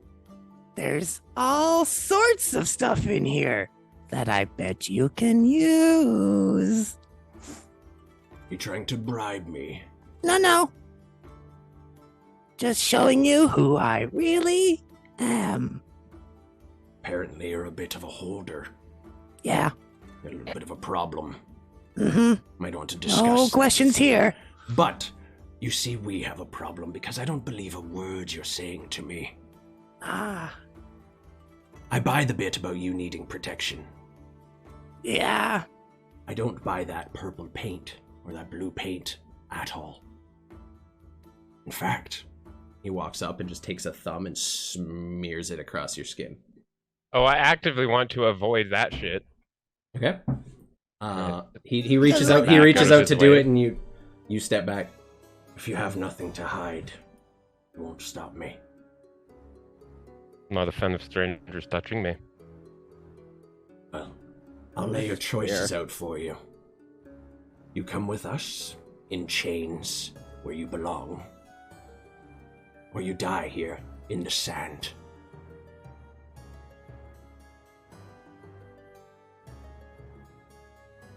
It's your choice.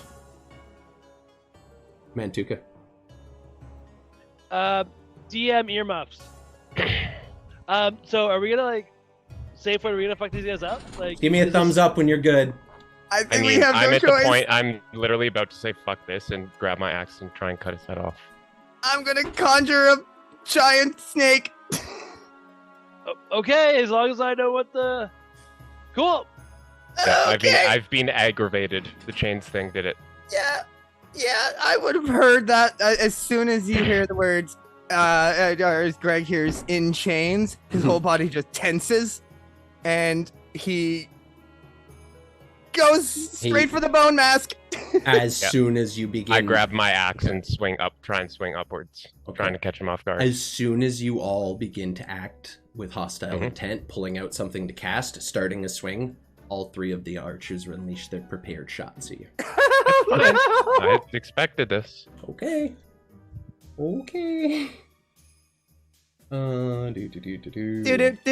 Do. Death. Yeah, basically. So. You've not taken away my shiny man. Okay, so red, or no, green, which is up here, is going to shoot this. You're already where you were. He's going to shoot that right there. It has a 10-foot radius. Actually, he's going to put it right there so he doesn't hit his... Yeah, he's going to stick it I where he wasn't doesn't moving hit. myself. I was just making so I could. He's going to fire, and he's not even... he's going to aim it at Stanny, who's clearly making the first move. He's going to take a longbow attack at advantage. 24 to hit you, Hit it. I believe. Okay. D8 plus 3. You take 10 points of piercing damage. And as he's casting it, or as he's drawing this arrow back, you see, again, you fought these people before, you see him just flick his hand, and this kind of familiar arcane glow kind of surrounds his draw hand, and as he draws the arrow, you see it infused with this arcane energy, and as the arrow makes its way towards you, it hits, and it just bursts and explodes with arcane force. Every creature, the target and all creatures within 10 feet are taking 5 points of force damage. So that'll be Mantuka, Gregory, and Stanny. I'll take 5 points of force damage.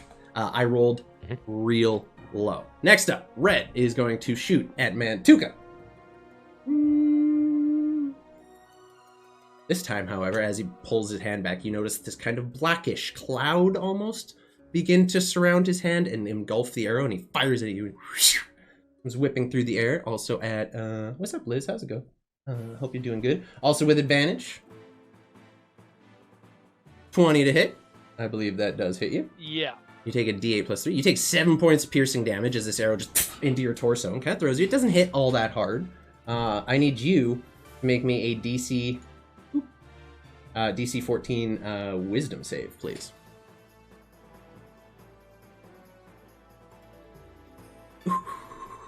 Okay, you take 6 additional points of sidekick damage as this arrow bursts and this kind of black cloud-like substance just explodes around you, kind of condensing around your eyes. You are unable to see until the end of your next, or the start of this person's next turn. So you are currently blind until this archer's next turn. Next up is blue. Gregory, he's going to aim at you. Same deal, also manifesting this kind of blackish energy around his hand. This is a 13 with advantage. I believe he misses you. Yeah.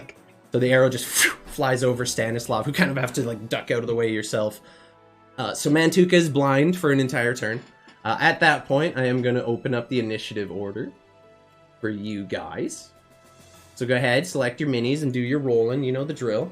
Y'all know the drill. Everybody gets a +4 to initiative. Minotaur. Fuck, I rolled in that one. Minotaur. So I got 24 then. Warrior. I think that's it. You got a 24 then. These guys are the Imperium. Wow, the leader rolled so shit, guys. That's rough. Hey, we both rolled nat ones, but my initiative is +7. Let's go. And then this dude, right? Haven't gone yet. Okay. Yoink. DM, can you add +4 to both? 1 second. Gregory I still and- have to. I have to finish all these rolls first. 1 second. Ah, okay. Let me finish this. Many peoples. Yeah. You guys are strong enough now. I cannot do small encounters. This doesn't work. Whoop. Okay. Wow, I rolled nat ones today. That was not great. Not great at all. I think that's all of them for the archers, 2 foot soldiers, 1 warrior, and then 2 minotaurs, correct? Yes. Okay, we're good. Who am I adding 4 to? Gregory? And Mantuka. Okay, it's 20. Mantuka has 24. Let's go, dude. Alright. Descending. Starting the round, Mantuka, you are currently blind as these individuals just like unleashed a slurry of arrows against you and your companions. You took a pretty sizable hit and you were just like unable to see. There's this kind of black cloud that's just manifested over your eyes. What are you doing? So it's a cloud. It's not like goo on my eyes. Right? No, it is like it is a psychic effect that is blinding you that kind of manifests with this kind of cloudy black cloud. Before I went dark, did I see anyone within 10 feet of me? The leader was like right up in your face. The Minotaur, technically, if you swing over Stanny and Gregory, is also in your reach. It's a little more complicated when you're blind, but you Too complicated when I'm blind. You know the leader's right here. It'll still be a disadvantage for the attack, but yeah, you at least have an idea there's someone in attack range. What do you want to do? Okay, I'm gonna bonus action rage. Clearly. Of course. Rage! Rage! And then I'm gonna make.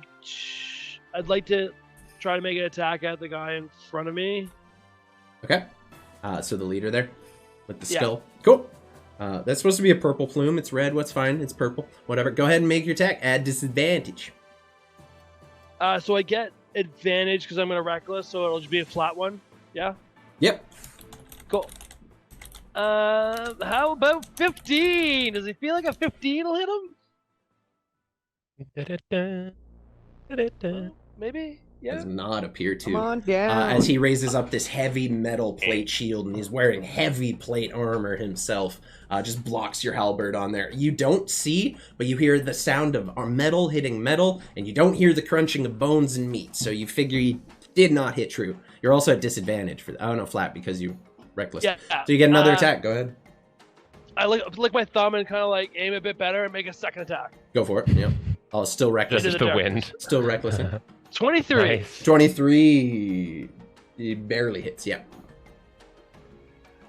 So 13 plus 3 because I'm raging, so 16 slashing damage. Done. He takes the hit and he's like, oh, not bad. He just smiles at you through his kind of teeth. You don't see it because you're blind. Rusty Renegade. What's up? Another Rusty! Oh fuck, we got a second Rusty in chat. What's up?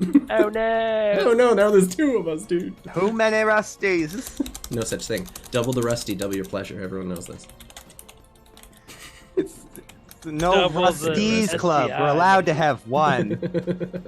So, Mantuka, you feel the hit connect. You feel your halberd sink into flesh and break through a little bit of plate mail. It seems like he's definitely taken that hit.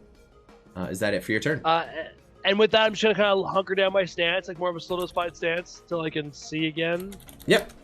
So at the end of your turn, you are able to see. Or actually, it'll be the start of his next turn, technically. Yep, no worries. All right. Next up, we have. I'm guessing this dude. Ahead. Oh, he's all the fucking way over there. Does this guy have a turn in initiative order yet? I think I missed one. Guys, I missed a trooper. Oh no. Oh no. 1 second. Auto death. That is not how life works. I'm gonna restore. Add to the Shadow Skip Realm. Mantuka. Okay, it's gonna be this dude. He doesn't have much, so he's gonna move his 30 feet towards you guys and kind of just work on penning you. Fucking stop moving everything! It's fine. It's fine. It's fine. He's one too far up. Okay. So what is the Imperium foot soldier got at his disposal? Okay. A white handkerchief for surrendering. Oh, you're cute. So was his mom. Did you just bring his mom into it, dude? That's not cool. Okay. It's okay, we're not on speaking terms. So he's going to approach, and just with his sword and shield in his hand, you see him, like, with his shield hand, kind of just make a couple loose, very, like, basic casting maneuvers, and then with his sword raising up, it appears like he's got himself some more caster going on. He just, like, points his sword at you, and you notice this small orb of varying colors kind of just come out and begin spinning Mantuka, and it is going to launch its way towards you with a chromatic orb. Fuck magic! There's a 22 to hit you, I believe. Definitely fucking Fuck hits. yes, DM, the 20 fucking one hits me. Okay, you take 3d8 fire damage as it just manifests this bright red color and then just unleashes a gout of flame onto you. 3d8, bam! Oh wait, I did roll twice, ignore that. You take 11 points of fire damage as this small bead just impacts you and ignites you in flame briefly, and you, not only are you blind, you are now exceptionally warm. That will be his turn, however, as he just casts the burning orb on you, or chromatic I'm so orb. moist. Yeah. Next up, we have this giant minotaur over here, who I believe doesn't have like a whole lot of movement to work with. It's pretty big, at 40 feet. He's gonna use his just entire movement to just like make his way over here, and then just run his fucking way over here, and just kind of like hops over the bench and makes it right into range with you guys. Your three people are standing here now. Like, your allies, all hands up in the air, and just based on passive insights, it looks like they're very strongly considering doing exactly what they told you they would do in the instance of a fight. They go at the end of the initiative round, just so you guys are all aware. So that'll be it for that Minotaur. Gregory, you're up. You're now surrounded by the... What's up, Mantuka? How come they're fucking so big as minotaurs and I'm like the runt of the litter? I don't know. Like, it's cool, it's cool. It's just my thing, don't worry. You're just a So- baby. You're just a baby. Yeah, compared to you, these Minotaurs are standing almost a little taller, almost a little muscular. Gregory, what are you doing? I think Mantuka's cute. Yeah, he is, because he's smaller than other Minotaurs. But you are Let's surrounded. talk more killing. Yeah, you're surrounded on all Fun sides by size, just you know, like a Snickers. Just by Minotaur man meat. What do you got going on? What are you doing? I had reached for my mask, and then you just hear, like, in the cloak, just snap. And I just pull out a little chunk of white and just chuck it in the ground. And I'm going to cast Conjure Animals, and I'm going to conjure a goddamn giant constrictor snake just right in front of me. Okay, give me a second. Snake. Oh, I was just going to use my own character again. Thank you. This is fun. Snake, it's a snake. Oh, it's a snake. There, where right in front of you? To the right, to the angle, or right there? Right in front. Yeah, Okay. there you got Boom. me. There you go. Ooh, that You looks now- like the Slytherin logo. There you go. We love I that. like it. We love I'm that. I'm a Slytherin. Also, it's a huge creature, isn't it? Technically. Me. Oh no, giant constrictor, huge beast. Damn. So That that big. There's no way. There's no physical way to put this out on the field.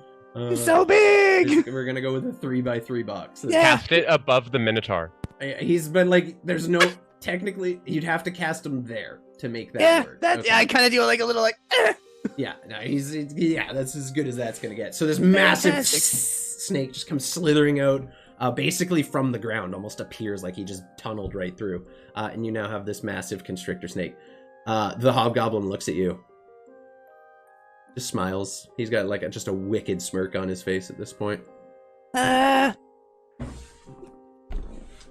Get him! Do you want me to roll initiative for him, or would you just want me to go right He's use him? just put him after your initiative thank order. you. Yeah. So he's just gonna go ahead and rear his bone mask head and just bite at him. The main guy. Okay. Let's Yeah, he has go. the reach for that. I feel. I'll give you the benefit of the doubt on that one. Where'd it go? I don't think it went. It didn't go. Oh, click! God darn you! 20 does not hit as the fangs just like lash out and kind of come down on the back. It sinks right into the shoulder pad, and you see the fangs just dent the armor, but not actually able to pierce it. He is a pretty. Oh, yeah, you rolled a 20. Yeah, you're like one short. You're one shot. He has a 21 AC. He has full head to toe plate armor, plate helmet, massive tower shield. The guy is an absolute Gregory's fuck just- show of a melee component or opponent. He's pointing at him and just. Okay, It's my turn. that'll be your turn. Okay. Balls. This individual is going to approach your allies, noticing that they're all kind of trembling a little bit. He's just going to like hold his sword to them and he says, I'll give you one chance to surrender.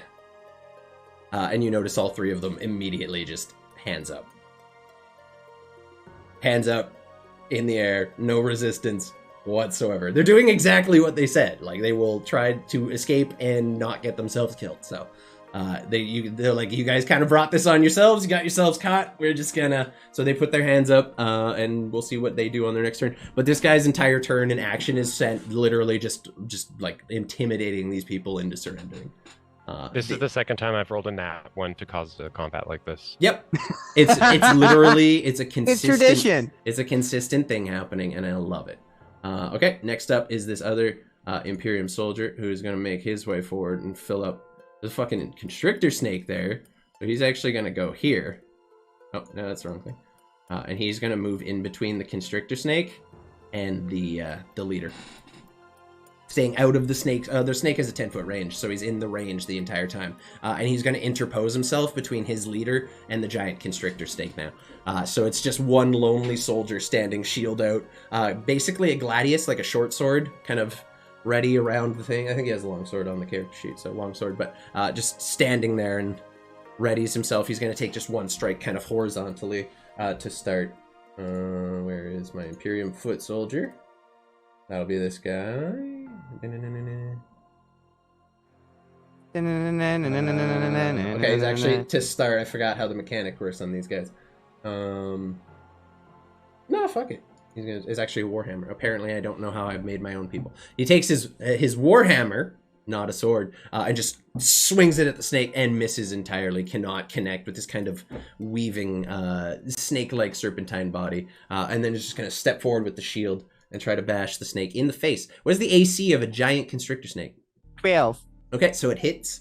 It is going to do 6 points of bludgeoning damage to your snake. Just hits it in the face with its shield. And then, since it's a huge creature, it will not be pushed back by this one single person. But he kind of like puts his shoulder into it, kind of shoves, and tries to like just edge your snake forward or out of the way a little bit.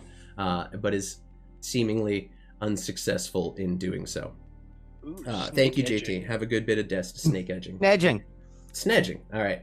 That'll be his turn, however. Next up is going to be the Minotaur, who is just going to turn to the small wizard boy standing right next to him that he just witnessed casting a massive boa constrictor. And the Minotaur is going to... Right side, he only gets one attack per turn. So that's nice. But he is going... Make it good, you pussy! Wow, rude. He is going to attack you recklessly.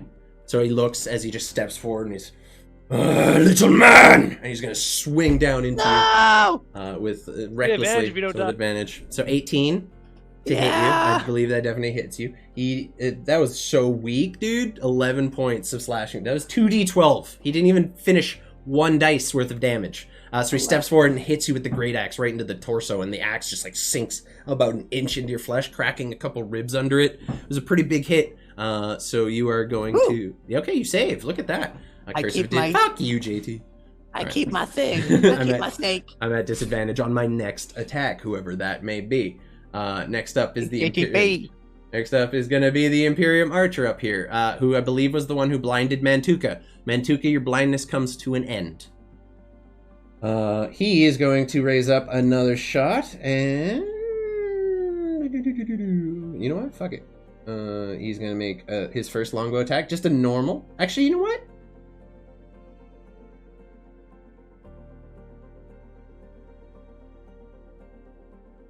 I'm tempted. Yeah, he's going to take the sharpshooter. He's going to use the sharpshooter feat on this one. So he's taking -5 to the roll to add 10 to the damage. Well, whatever I roll, -5, and we'll see if that hits you. 16 minus 5, 11. I believe that misses. Who? Are you shooting at me? Mantuka, yeah.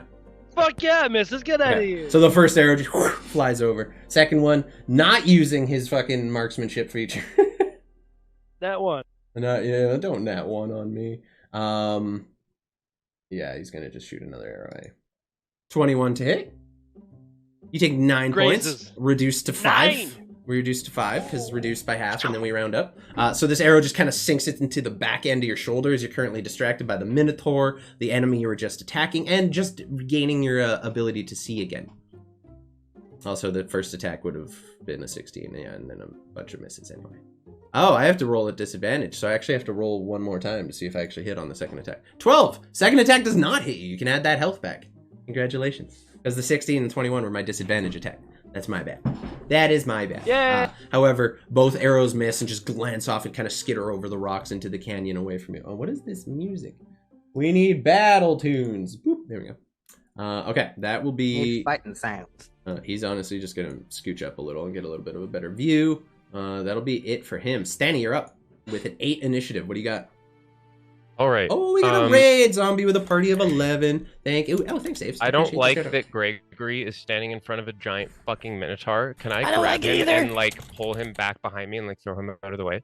They would get an attack of opportunity. On him? Your force... See, the issue with that is we say you can't get an attack of opportunity but it's on friendly force movement. But you're friendly trying to move him out of harm's way. It's not really a mechanic in the game. If you want to physically take the attack of opportunity? Ooh, I like that. If you want to physically grapple him and turn with your back to this creature, sure, but it will be at advantage on his part. Ooh. Okay. That's the only fair way, because like, what's going to stop every No, that's player from fine. being like, oh, I just moved this person out. Thank you for the raid, zombie. We're just in the middle You of a can move D&D through- combat. You can move through your friendly's space, right? You Like, can. Can I like jump over Gregory more or less? And stand... I want to go there. Yeah, Leapfrog. absolutely. Yeah. Yeah, easily enough. Go ahead. Boing. He's little. I am big and strong. Okay, One second. bonus action. I am going to cast Shield of Faith. Okay. On Gregory, I'm guessing? On me. On you? on me. Okay. Yeah, and I'm gonna basically say to Gregory, "Get the fuck out of here!" Yes, yep. Trying to interpose myself between this Minotaur and him. And then... Yeah, I think I'm just gonna attack him twice. Okay, the Minotaur. Fair enough. Yes. Keep in mind you are now flanked by this dude as well. That is a nat 1, so the next attack against you has advantage. As you step forward with the axe, you're kind of like just recovering from your step over Gregory. You don't really have solid footing yet, and you miss, and you throw yourself entirely off balance, which gives him an opening on the next round of attacks against you. That being said, you do still have another attack. Yeah, I'm gonna try and use that to catch him off guard and come with like an upward strike kind of Sure. Yeah, you kind of backhanded, stumble, and like while you're half over, you're just one-handed kind of coming up the other side. Go ahead and roll. 16 for the Minotaur. That does hit. That 100% Okay, sweet. hits. Go ahead and roll your damage on that. They are quite hardy. You know for a fact that like you've seen Mantuka take some beatings, and these guys are a little bit bigger than Mantuka. So 12 points. Okay. I love how you almost always roll better with one-handed weapons than you do the two-handed. Right? Yeah, I don't get it. I don't get it at all. He takes the second hit as you kind of carve up. The axe just like draws a line up from his stomach to his left nipple, basically. It's not a super deep cut. It is enough that he kind of staggers back for a second, has to recenter himself. His eyes shift to you, and back to Gregory, who he still kind of views as the bigger threat at this point, but... The Okay, giant fucking huge-sized snake is a pretty big issue for everyone here. I will take the attack of opportunity to do like a this and get on this side of him. Okay, cool. Take the attack of opportunity from this guy. Yep. Mm-hmm. Your worst. Imperium foot soldier. Okay. Yeah. So as you're doing that, And he gets advantage because of that one. doesn't matter. No, he's not attacking you. Like I said, Oh. the Imperium foot soldiers are all warcasters. So as you're leaving his attack space, he quickly just twists his shield hand around his sword hand. You notice this kind of flame begin to manifest, and he hurls his long sword, or like just points his fucking warhammer forward, and a cone of flame comes out, engulfing both you and the snake as you're moving out of his attack range. I will cast Counterspell. Oh, okay. At What third level? level. Third level? Cool. That's the Yeah. only level I Boy. cast. Automatically does it. So you counterspell his reaction spell. I love that. Okay. Fuck Shit, yeah. yes. That's cool. That is cool. I'll allow it. It makes sense to me. Boom! It's fine. It was a reaction countering a reaction. I'm cool with it. I just like flex at him as I'm moving and his spell fizzles out. What the fuck? He just readies himself now. He's getting a little more physical with it. Next up is going to be the green archer. I mean, The only time I can do that. I know. I'm aware. I read your sheet now that you changed your oath or whatever. Mantuka, you just hear the sound of an arrow whizzing towards you through the air. It's a 10 to hit. No. That misses. That just it whizzes past you and directly towards the snake and lands fucking harmlessly in the dirt. Next attack, 23 on that one, and I need you to make a wisdom save of 14. Again. Fine. As this kind of, again, this blackish kind of smoke energy just manifests around the archer's hand and then covers the arrow. As it sinks in. 60! That does it! Okay, this time as the arrow hits you and bursts, you do...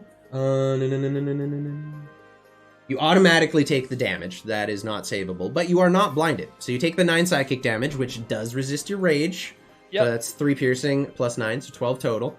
And as this kind of like blackish smoke just erupts from the arrow, trying to like cover your eyes and literally just get inside your head and fuck with you, you manage to just shake it off completely. You kind of close your eyes and grit your teeth through it, and you open your eyes, and you are still able to see. And that was his second attack. So that will be it for him.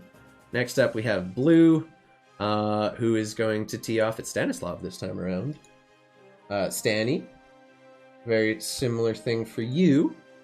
The 22 to hit you. Oh, yeah, that hits. Take My 5 AC is points of 21 piercing right now. damage. I need you to make me a wisdom saving throw of 14, please. I'm good at those. Yeah, I know.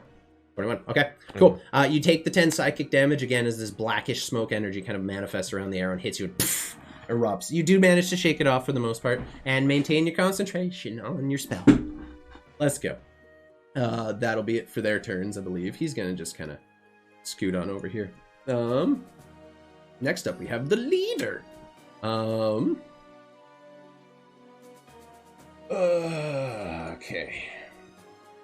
He's afraid of the snake, but he's also afraid of the Mantuka. So, how do I do this? Yeah.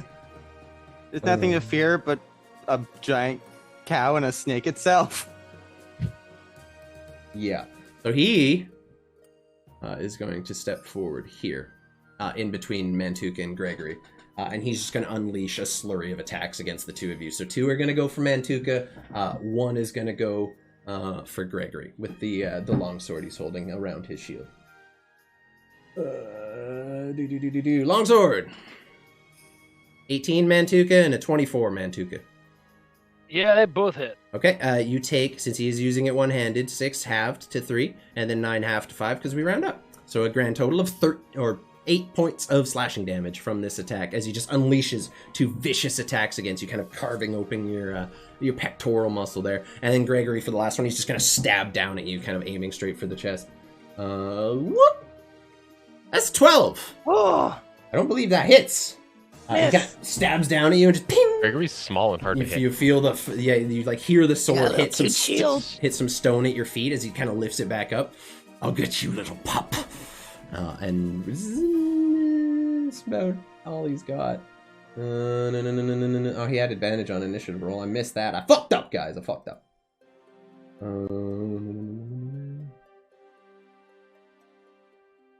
Would a 14 have hit you? me? No. Okay, he's the attacker type, so he gets a +2. I need to remember that. Anyway, that will be his turn. An Mantuka. armor and a shield. Yep, Mantuka, you're up. This individual just carved you open and then attacked Gregory right after, and he's now just like looking over his shield at you. What do you got? And he's the one with the big AC. Yeah, he's got huge AC. You can very much tell this is like maybe not quite a general, but definitely like a high-ranking officer in the Imperium. I'm gonna turn and look to the Minotaur that's to my left and be like, "Hey, bub, want to earn your iron hooves?" And then I'm gonna fucking thunderfuck him. Okay, we're going for the Thunderfuck. I like it.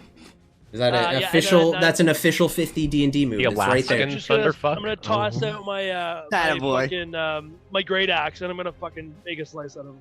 Using your And I'm great gonna axe. do it Okay. recklessly because that's what we do. Fair. So 24. Does hit. Yeah, you beat his AC by 3. Go ahead and roll it. For 15 plus 3, so 18. He takes that hit, 18. Yeah, he's still looking like fine, but he definitely takes the hit on that one. You kind of come down with the great axe and cleave it down into. Are you two-handing it or one hand? You're two-handing it. Just cleave it down into his kind of shoulder blade, going through his clavicle. I think Peter froze. Cool. And then There we go. You're back. You're good. Yeah, you just carve down about a few inches. You get through the collarbone a little. He kind of struggling to hold up the shield a bit. Your second attack, however, as you kind of bring it back up and come down, this time you project where you're going a little bit, and he just raises the shield and with two hands under it, kind of holds his fucking weight and just stops you from kind of sinking any further deep into him. The second attack does not get through. Anything else you'd like to do with your turn? fair enough. No, that's a really just good stand hit. there glaring at him. Okay. 18 damage is pretty fucking substantial, though. Okay. That'll be this guy. Who's like, you know what? If it ain't fucking broken, don't fix it. Oh, I closed the wrong sheet there. Fuck, no, dude. 1 second. D&D Beyond Crash. Yeah. D&D Beyond. It happens. It crashes a lot. Minotaur. Alright, we're good. Imperium Foot Soldier. There you are. He's once again just going to go ahead and cast a chromatic orb at you, Mantuka. Boop. That's a sick. Oh, wait, it's at advantage because you're attacking recklessly. Let's go. Yeah. Oh, no. Still misses. Unless a 13 hits you.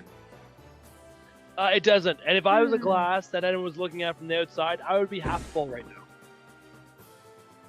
Okay. I like that. I like that. So he kind of just casts and begin manifesting this spell, tries to unleash it at you, and you just step out of the way of the orb, and it hits against the rock behind you and explodes into flame and like chips off some rock as it is basically wasted. He is going to use the rest of his movement to advance 30 feet, though, and just make his way towards you guys. Next up, we have the brick shithouse of a Minotaur, who is just going to use his movement to come around here and flank you with the leader. Not that it matters, because he's already... Thank you very much. Okay. He's going to make just one... Ooh. Hold up. Minotaurs can do cool shit, right? Hold up. Wait a minute. They can do cool shit. No. Nope, I heard they're really lame. Yes. Yeah, so as They can't do anything. he's actually going to, like, step back a little bit and take the attack of opportunity, Mantuka, if you'd like to make one against him. He's leaving your attack range, stepping backwards. I 120% will take this. Go for it. And then you notice him kind of just like do that thing where he kicks his foot on the dirt a little bit and lowers his horns towards you. You do hit with the halberd.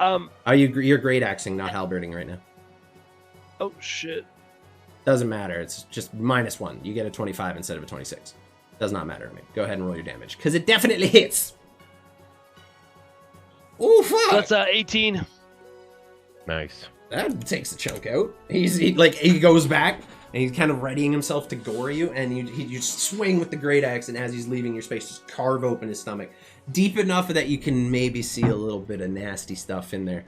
He does kind of just put his hand over it, step back, and then he's going to rush towards you and move the full 10 feet and do his gore attack against you. Sentinel feet. Oh, you hit him with a drops you down to 0 movement, so you can't keep going.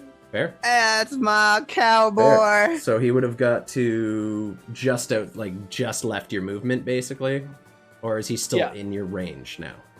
Well, it's The attack of 5 opportunity foot. happens as he starts moving. It's as he pretty leaves sure. It's as he leaves your space, not as he starts. It's as they leave your space. Because So if it's when you as hit it starts creature with moving, a- it's yeah. When you so hit a creature with an opportunity attack, the creature's speed becomes 0 for the rest of its turn. Creature provoke opportunity attacks from you, even if you take the disengage action. Yep. When a creature within 5 feet of you makes an attack action, yeah. so basically, as he was about to leave your range, you whacked him, and he's stuck there. So he can still attack you. He's just not going to be able to get into flanking. Is my understanding correct? Cool with you? Correct. Sounds right to me. All right. So he's just going to make his attack against you, not a gore. Big Sag. That's a natural 20 on the Great Axe attack to Mantuka. And we're doing exploding critties now. So the highest he could roll on that was 2d12. So 24 plus 4, which is 28 plus 19 on the roll, right? I'm lining that up right. What's up? When did we start doing exploding critties? 2 sessions ago. Have we always? 2 Okay, cool. sessions Just ago. wanna Yeah. make sure. Yeah, no, I had to explain it to Hells and everything. Because I got tired of the stupid Roll20 math not working right. Sounds good. No worries. How much do you got me for? 2d12 plus 4 is 26 plus 19, or plus 15 is what I rolled. So 39 total, right? 24 plus 15? What? You said 26 plus 15? 26 plus 41 total. Is to 20. Yep.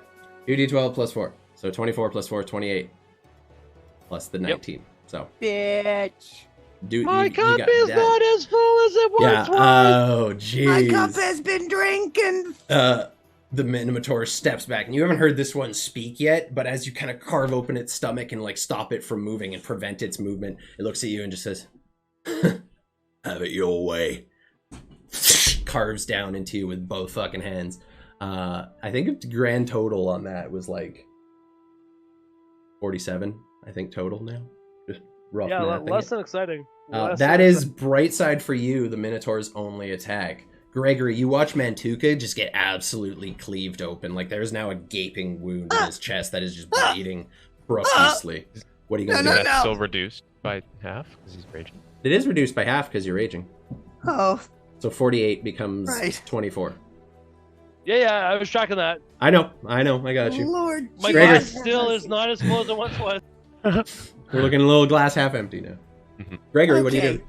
do? So first thing y'all see is just me looking up and at the big brick house of a minotaur, and I'm just gonna open the box, and the scary blue mask.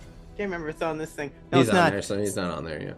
Scary blue mask of a woman's just gonna come out, and one black eye's gonna be dripping, and I'm gonna cast frostbite on him. So con 15 save. On 15 from the orange Minotaur or the purple Minotaur? Just The one, orange one. Okay, the one that is right next to you. Okay. Yeah. The He- shit house, he- brick he's, house. He's making a save of what? Con 15.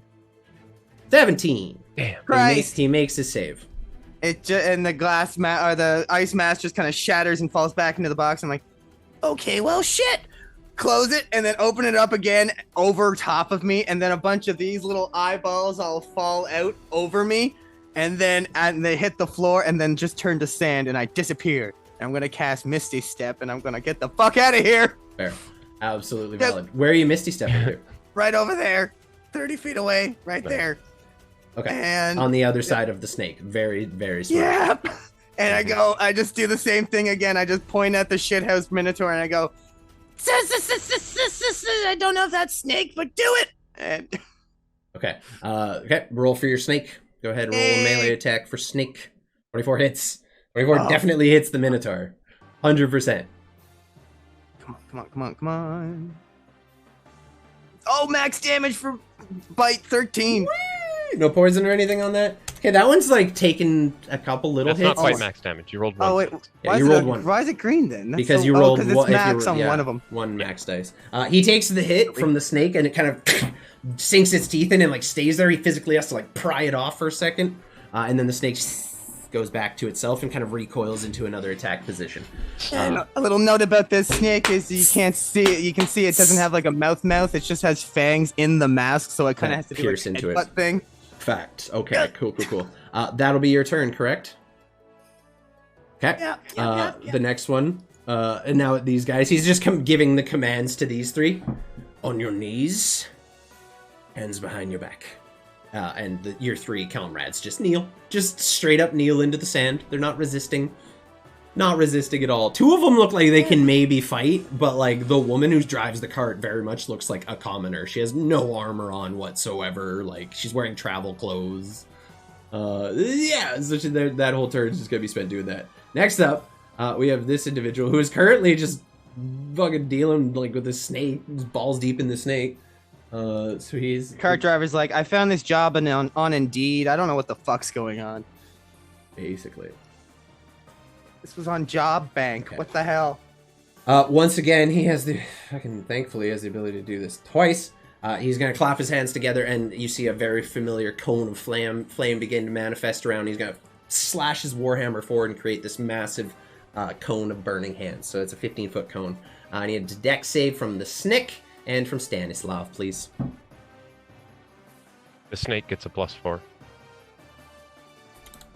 Oh shit! No, ignore that roll. I rolled with advantage.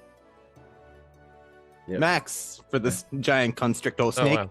I was just going to take the first roll, which was a 21. If you ever roll by advantage by mistake, let's just set a rule now. We use the first roll of the pair. Love it. Sure. Perfect. So we're going with the 21. That's a success. The snake gets a natural 20. Well, fuck. Go Take snake. a snack. Do we Fuck. still take half Yeah, damage? you take though? half. You take half damage. So 3d6. Which is, 3. and then I'm resistant to fire damage, so I take 2. Yep. So snake takes 3 damage because we round up on the halves, and 2 for Stanny because we round up on the halves. Yep. Big Sag, and he's just gonna stand there and put himself behind the shield yet again. He's just, you get the feeling the Imperium fucking soldier is not really used to fighting giant constrictor snakes. They're more, I just give him a bit of a stare down too. he's staring at you, he sees you basically just shake off his most powerful spell. They're not great casters, you guys know that, but they're basically trained so that when they're in a phalanx or whatever, fighting another army, they can unleash an entire wall of burning hands at once. It would be quite devastating to your average soldier. However, that'll be his turn. Next up, we have I'm not your average soldier. We have the Minotaur. I like the gorilla version of Wall of Fire. That's cool. Danny, if you remember correctly, you're still off balance from your natural 1. Oh, yeah. Because no one has attacked you yet, and your turn hasn't come back up. So the Minotaur's like looking at you as you kind of like just attacked him and you're looking up at him. A little man. He's 2 hands on the axe and just gonna swing it down with all his force towards you I'm stronger than you. with advantage. 22 to hit. It does hit. You take I take 24 points of slashing damage as he like hits down into you. You take the first half of the damage, and then he just puts his hand on the other side and just pushes down a little further, carving a little deeper, and you take the full 24 points, as there is now just a grievous wound, and you fail your con save, I believe. No, I'm good. Oh, because Okay. you're advantage because Warcaster. Roger that. No, that one was on purpose. The Minotaur is just like, he's content. He's taken some hits, but like no one here has taken enough that they look worried yet. And between the 3 of you, starting to look a little rougher. At that point, the archer is going to be up over here. I believe he used both of his special arrows. Yeah, where's Green Archer? Oh, Green Archer's up next. Green Archer still has 1. However, the normal archer here does not. He's going to take 2 longbow attacks. I mean, at this... He's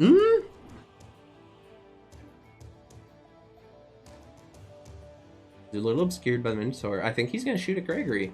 As Gregory's cast the snake, now teleported around and did a sizable amount of damage to several people on the field. So far, he hasn't seen Slanislav or Mantuka really put up that much damage numbers. You guys have done good, by all means, but like the giant snake is currently holding 3 of your men at bay. So, he's going to take shots at Gregory. So it's 2 longbows coming to you. 11, Gregory. Miss. There's a miss. And a 14, which is... Miss. Oh, Jesus Christ. So as you kind of teleport away, you appear, and then you just see 2 arrows just and just like kind of slam into the rock behind you and skitter uselessly to the ground. And then you hear the archer yell out. And this was the individual who rode past your camp, appears to be the scout. He's armored slightly different than the other archers. Aim for the child!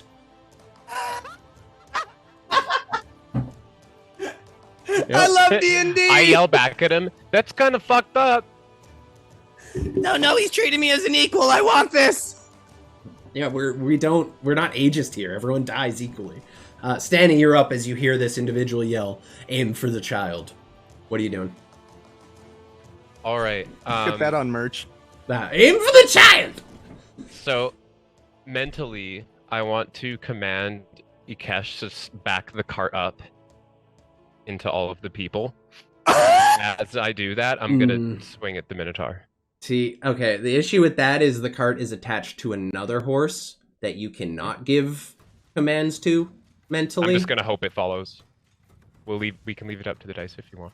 Akesh is a horse leader.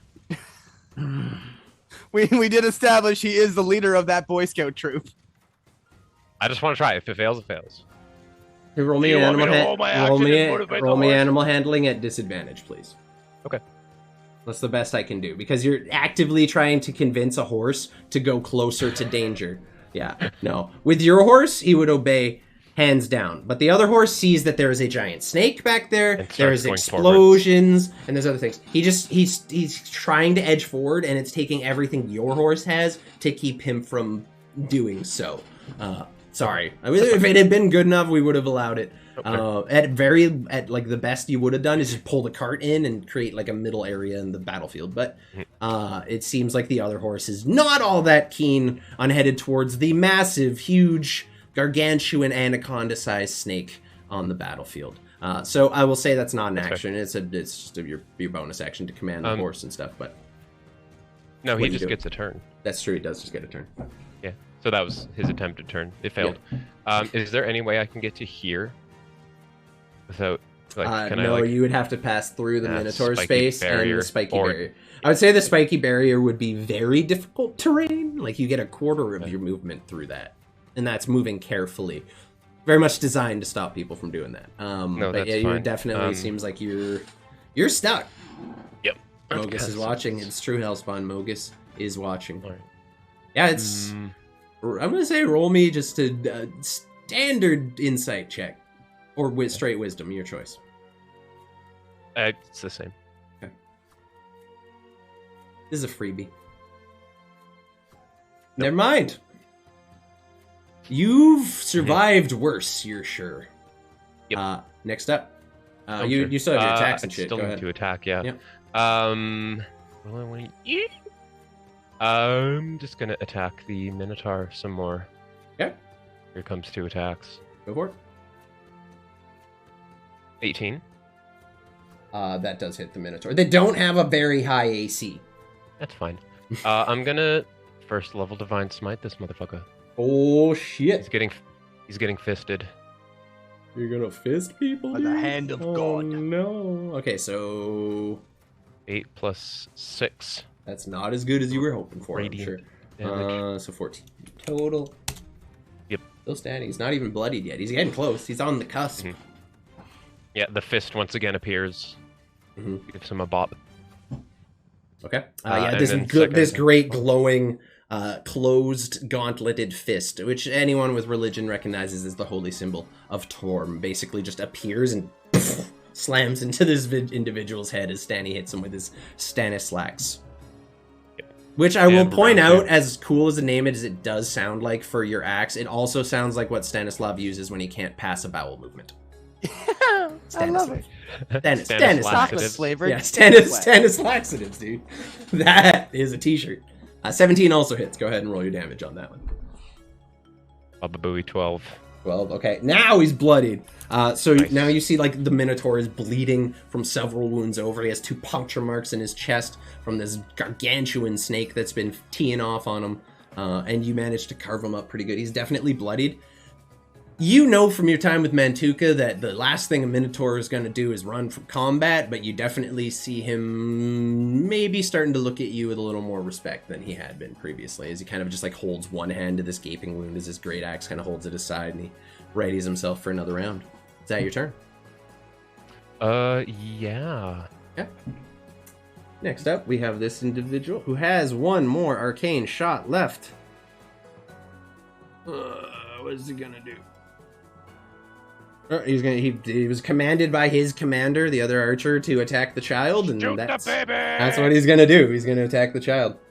So Gregory, as you're kind of looking up at this individual, you see once again as he begins manifesting the shadowy tendril of black energy around his hands. He draws the arrow back to his cheek, looks at you. Younglings. You see just a ever so sly smirk appear on his cheek as he fires an arrow. That was the wrong thing. That was an attack. 1 second. Whoop. That's the psychic damage. 13 to hit.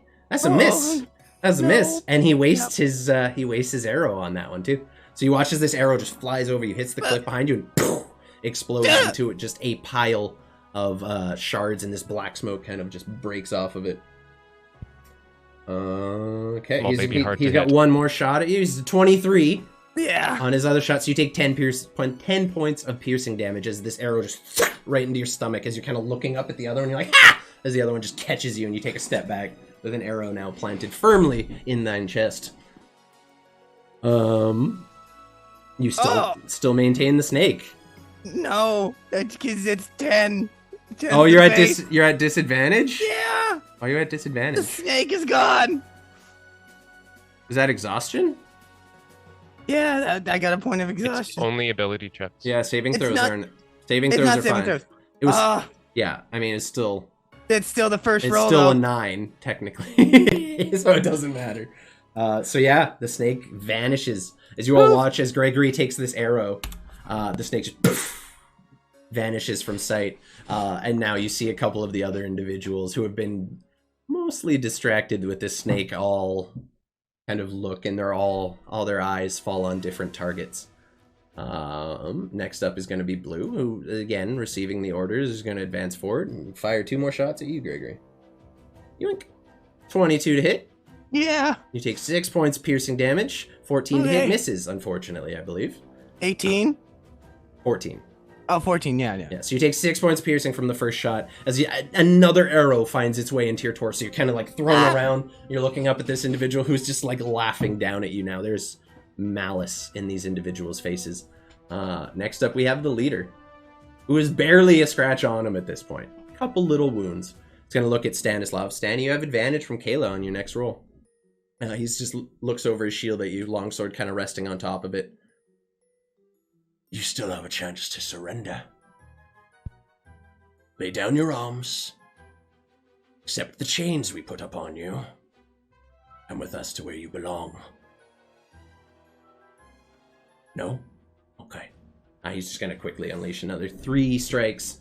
Looks like at Mantuka at this point, because Mantuka is the only target in range.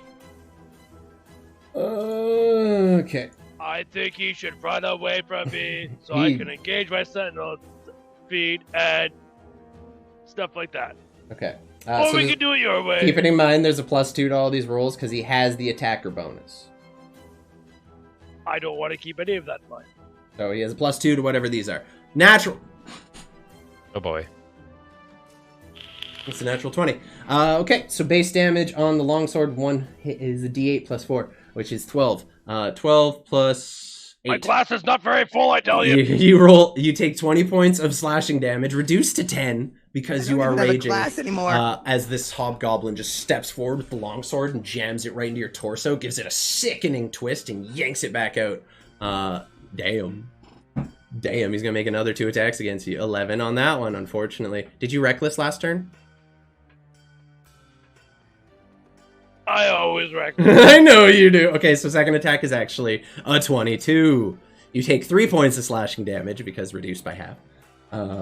He's just teeing off on you at this point. And the next one's at advantage as well. 23. You take another 3 points of slashing damage. It's all 3 attacks. The first one, stab, twist, and then just a quick like X right over the chest as he raises his shield and then just locks back into place.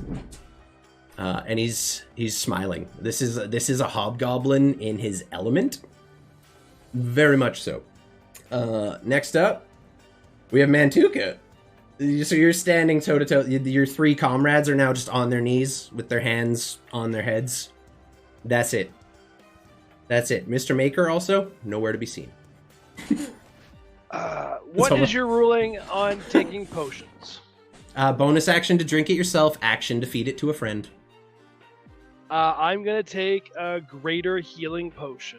Totally fair. Go ahead and roll the dice for that. How many dice is that? Are we doing? I haven't had anyone use a greater yet. One sec. 50 is 44 plus 4. Alright, 44 plus 4. Nice. 50. Not bad. Solid. Okay, so you heal for 15 points. And then I'm gonna hit the motherfucker. Okay. So yeah, you got your 2 attacks. Are you recklessing as well? I always reckless, alright. Fair. Fucking I send love it. the way you said that. And then I'm gonna hit the motherfucker. I'm gonna hit the motherfucker. I got my great axe. Who are you? I assume you're attacking the leader. No, the fucking same Minotaur. I'm fuck the leader. You're carving him up. He's near bloodied, not quite. For that hits. The fucking 26 hits. 100%. Roll your damage. Shit. 10 damage on the first attack. Okay, that Minotaur is now bloodied. At about half health. Okay. As far as you can tell. His glass is about half full.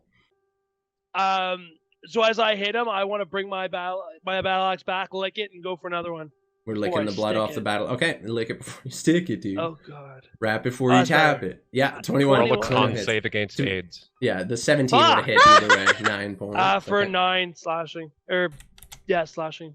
Hey, he takes the hits and now he's like he's beginning to stumble. He's beginning to show a little more wear and tear. He's still standing toe to toe with you. This is a Minotaur against Minotaur fight. He is not backing down anytime soon. He just growls through his teeth. You see him gritting his teeth. His horns are just like he's starting to kind of get ready to gore attack you again. That'll be it for your turn. Yes. You moving? Nothing. Okay. No, right. I'm not fucking moving. Fuck him. Just making sure, dude. Okay, feeling like he's got that fucking under control. This guy is just going to scoot over here. Go up to Stanny and start working on him. Imperium foot soldier. So Stanny, you're looking as this individual kind of walks around. And he's going to come at you and just hit you with the shield and go for a shield bash attack. It's a natural 20. It's a shield bash. It's not going to hit you very hard. The maximum damage is a d4 plus 3. So 7 Phil, plus you're a hitting like 3. a truck. Yeah, 10. 10. You take 10 points of bludgeoning damage as the shield just boom, and you hear this ringing sound just kind of just permeate through your ears. I need you to make me a strength saving throw, please. Easily. You had to beat a 12, just FYI. Again, Nice. These are very much like military unit tactics, not so much single opponent. So you manage to, as the shield hits you in the chest, the wind is knocked out of your lungs as it hits with just a clear impact, but you manage to sink your feet into the gravel a little bit and hold your ground. You do not get knocked back. And next he's going to bring a Warhammer around. This is a 12. That does not hit you. It brings a Warhammer and you just raise the same shield up as he kind of just like retracts and boom! Again, another familiar ring makes its way through the field. That'll be it for his turn. And as he's kind of beating you guys, he means it, you know, you can surrender. He's going to smile at you as well. I spit in his face. Okay. Oh shit, bitch. Okay. You spit in his face. He just quickly licks it off his cheek a little bit. Sexy. Yeah. It's getting hot. What's up, Brad? How's it going? Thanks for the lurk, buddy. Been there's- enjoying your D&D campaign, bud. By the way, there's definitely gold coming through the paint at this point. Oh, I know. They're aware. Oh, To put that in, would be such a cool painting. yeah, put it in perspective. They had been watching you guys that entire trip. Every night you were camping, all of it, like the whole thing. Next up is the Minotaur, who is not going to leave your attack range this time, Mantuka, and is going to come into flanking with you, with the leader. Just going to make one great axe. I don't like his touches. And he's at advantage, thank God, because you rolled a 7 or a natural 1. Is your reckless last turn? 14, I don't think hits you. No, It okay. does not. Yeah, You can he go just fuck Mogus. brings the great axe up with 2 hands, and as you do, you see it coming. You just raise the heft of your great axe and kind of catch it on the shaft and just glance it over the other direction. That'll be his entire turn. Do you even praise Mogus, bro? Do you even lift, bro? All right. Next up is going to be Gregory on the attack order. You see your team just getting utterly surrounded. You are been treated like a pincushion for most of this fight. What are you doing? I see them looking in, and I'm just gonna go. I trust that you can deal with that. I look over at the one shooting at me, and you just hear the same snap in my collar, and I just throw a little bone thing, and I'm gonna cast animal conjuring. And Animal conjuring. You mean conjuring? animal conjuring. I'm gonna make 2 giant vultures in the air, just like forming from the debris in the air, just like. Yep. And 2 giant vultures, very gangly, super long necks that kind of, and they're gonna both fly at the blue one. I love that. All of that. You have a lot of spell slots. You must be running pretty low at this point. Hey, you don't have to tell him nothing. You don't have to tell him nothing. He didn't I just know he didn't get a long rest in, and he conjured animals at least twice in the last few days. So, you have, Many times. This is Yeah. my last. This is I the was last gonna time I say. can do it. have a good lurk, creep. I appreciate you coming by, and I hope you have a good stream. We'll see you in a bit. I was gonna save it to make a giant wasp smoke screen to run away with, but Yep. this might just have to be happening now. Go ahead and roll me a free insight check too, just while I got you here. Oh dear. At disadvantage. Yep. Sucks to waste a natural 20. With a 16 though. Sorry. Just sizing up the battlefield. You're definitely starting to see that the amount of damage done to your own team versus the damage that you've done to the other group, pretty staggered in one direction. Yeah. Do with that information what you will. Go ahead, you cast your vultures. They can act after your initiative order or on your initiative order. It's your choice. What do you want to do with them? Gonna go ahead and have them just swoop down on that guy and go ham. So, but it's gonna be, that's the first one, pack tactics advantage. So at gate a 9. That's a miss. And the second one, 18. 18. Let's see. Oh, just. Oh. You beat it by like 1. I beat it, but yeah, you got it. You just barely hit. 7 points of damage. That is the first damage any of the archers have taken. And that's 1. And then they have multi-attack as well, so it's coming with the advantage on the talons as well. So that's the first one. Miss. Does not hit. Does not hit. So Damn it! these 2 vultures appear in front of this archer and just fucking start teeing off on him, just going, and he's just like trying to whack him off. Trying to beat them up. No, that's not good either. Gangly necks, just trying to get rid of Beating him off with both hands. He's beating them off with both hands. He's just whacking them with the bow at this point, like he's holding it and just trying to bat them away. Okay, good job, boys. that'll be your turn. Yeah. This guy Use is more net. This guy's just gonna look down at these people. He doesn't view them as a hazard anymore. Actually, you know what? He's just gonna look at them and say, "You, with me," and he's gonna start leading them towards this cage over here, which you see has a door open, and the 3 just follow. Based on their movement, if they haven't done anything this entire fucking combat, they're just gonna move, and they make their way into the cage. He just closes the door behind them. You can't see if he latched it or not, but you figure it probably locked behind them. And now he is standing there. For the sake of my ease, I'm just going to go ahead and take these 3 off the field. They basically just penned up and locked in a cage. And then Gregory, he just like turns his attentions on you. I'm going to say it was his action to physically pen them all in there and get them all in and like took the time to do that. But he looks at you and it looks like he's just maybe readying something to throw your way. That'll be it for him.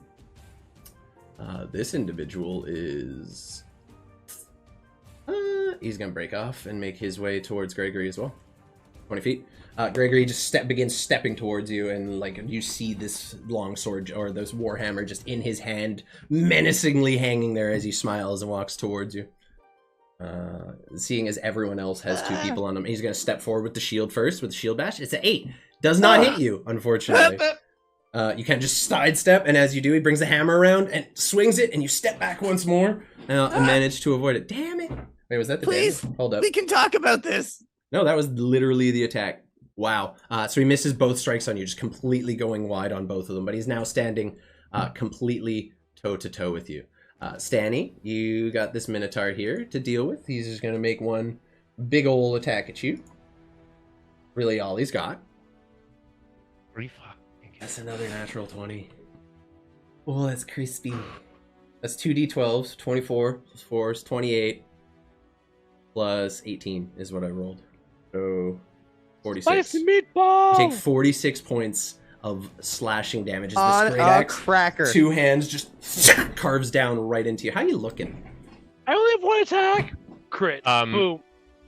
I mean, like, in reality, I would probably have severed limbs, and Oh, like, yeah. my intestines he's- would be hanging out of my yeah, so you're pretty bad. insides. I have 2 hit points.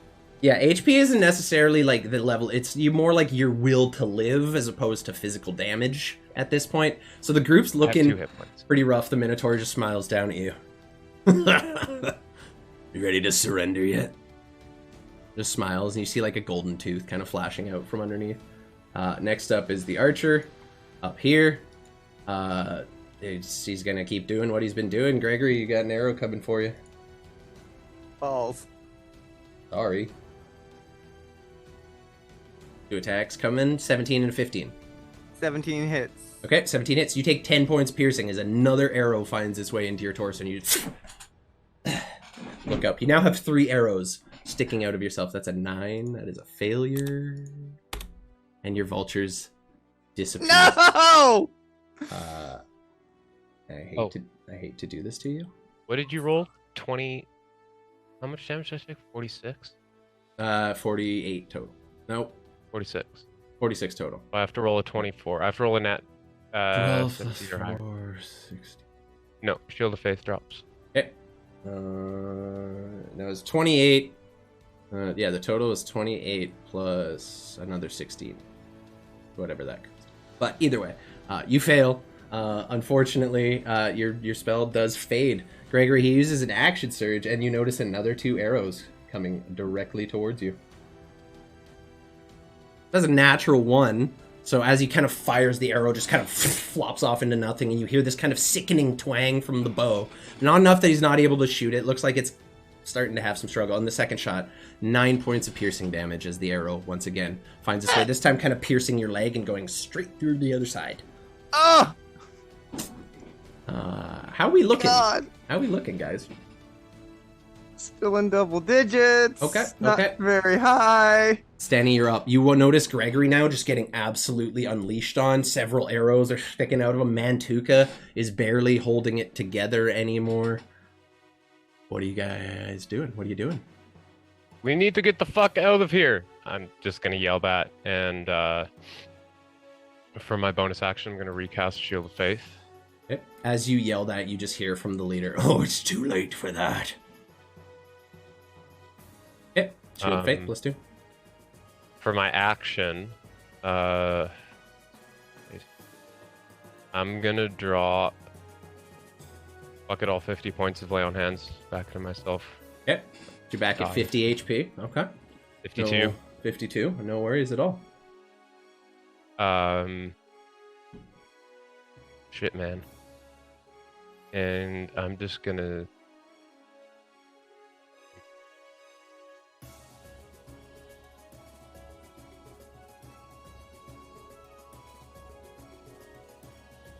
I'm gonna take my 2 attacks. No, I used my own hands. You did?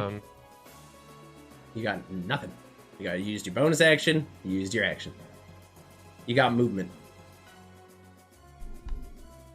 I'm gonna take the attacks of opportunity. You sure? Okay. Yep.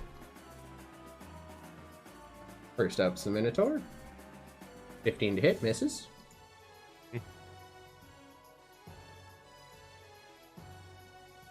9 to hit, misses. And I'm just gonna stop here, turn around, and wait for my party. Okay. Next up is the archers. Seeing you run, they don't like that very much. So Green is going to unleash all his shots at you. 18 to hit. 21 to hit. That is my AC. You take 8 points piercing damage. Yeah, you turn as you leave the range of the Minotaur. You feel the 2 attacks both swing over your head. And you just continue making your way, and you turn to see if your party's able to follow, and literally as you're rotating, an arrow just right into your heart. You just begin to see blackness, and you fade, and you fall into unconsciousness. Oh wait, no, you're not unconsciousness, my 50 bad. points of Lay on Hands. Yeah, but you do feel the arrow sink into your chest, and you just, again, feel the... Sorry, that's my bad, I forgot about the Lay on Hand. My heart just stopped. Yeah, no, that's fine. He does get another round of attacks, because he is going to use his action surge. Yoink. 22 to hit, 8 points piercing damage to you as well.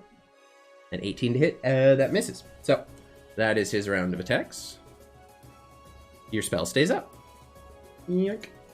Next up is going to be Blue, who now no longer being fucking harassed by goddamn vultures is going to take a full round of attacks on Stanislav, who is actively running away.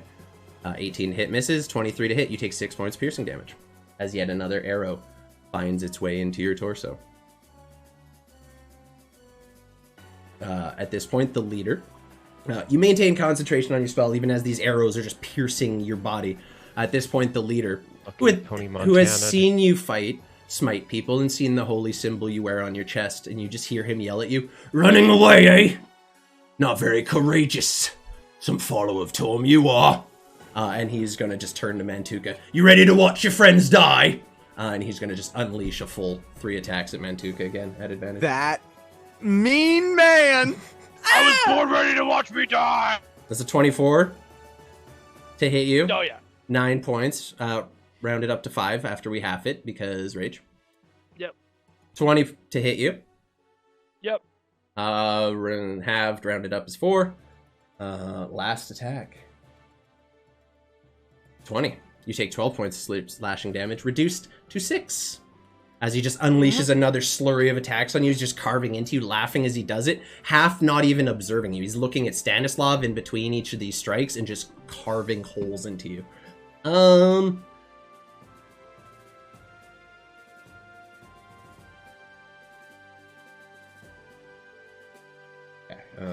I think that's it for his shit. Oh, fuck it. Fuck it. Bonus action. He is gonna heal for a bit. Boop. 9. Okay, cool. He mostly heals the damage that have been done to him.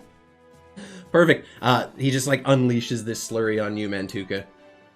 "You're not leaving this place alive, man." And that'll be it for him. Mantuka, you're up. I would like to reach in my bag and grab a little swig of whiskey and shoot it back and activate the Amulet of the Drunkard. Yep. You just reach into your bag, pull out this bottle of booze that you've just been A sitting. little sneaky Pop Mickey. Pop the cork on. And technically it's a bonus action to drink something, so I'll allow it. Okay, and what is the... I think it's 44. One sec. I will double check for you. Okay. 44 plus 4. It's a greater healing potion. Okay, cool. Yeah. And I'm going to suck it back and I'm going to get 15 more! Ah! Okay. And then I'm going to continue fighting because it's all I know how to do. Fair. Fair. Alright. Go ahead and make your attacks. I'm doing it at the Minotaur and I'm going to do it recklessly. Yep. Fuck my life. Yep. Yeah, you spin around and start aiming at the Minotaur. 19 hits.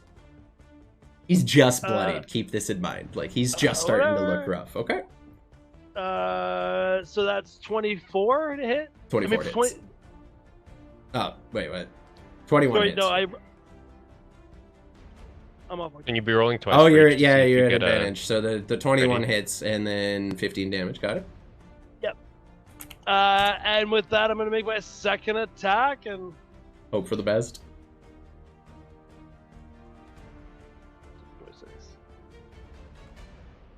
Yeah, it hits. 16. For Oh! 16. Okay, he's starting to look a little crispy now. Like he's having a little bit more trouble standing. He's well past bloodied at this point, but he is still kicking. But he takes the wounds as you just slash into him with this great axe, both hands driving down all your weight into each blow, and he's still coming. You've fought minotaurs before. You've done this your whole life. You know how hard of a fight this is. This is something you're very familiar with. Any movement or anything you'd like to do? Oh, Stan, are we running? Stan? Oh man, I mean, Because you're getting hooped pretty good now. Over there by Six yourself right now. 6 second rounds, guys. You don't have much time to Yeah, talk in fuck. between. You got one question, you one heard what I response. yelled. Yep, that's about it. You can ask, Okay. are we running? And he can respond, but that's all the dialogue you're allowed in the combat round. And we ran. I mean, We ran Honestly, 45 Stanislav is kind of like away. frozen in place there after I'll what use like 40 the feet of leader movement, said. and I'll take the attack of opportunities. Hold up. You can't move through people's spaces. You have to move around people's spaces.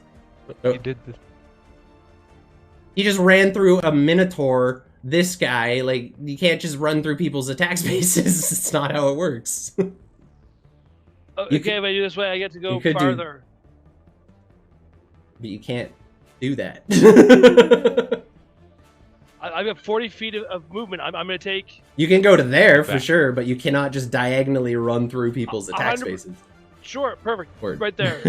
Okay. Easy. So you take an attack of opportunity from a minotaur, the commander, another minotaur, and the other guy. Okay. Great axe. 19 to hit. That hits you. right? Yeah. So 8 points of slashing damage after we half it. I will roll the commander next. 14 to hit you. I don't think that does.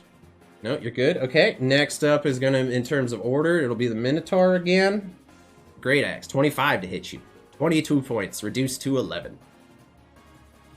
Okay, you still up? Next one will be just the Imperium Foot Soldier. What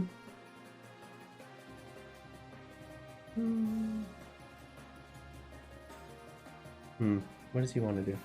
No, he's going to swing you. Whoop! With the Warhammer. 23 to hit, let's go!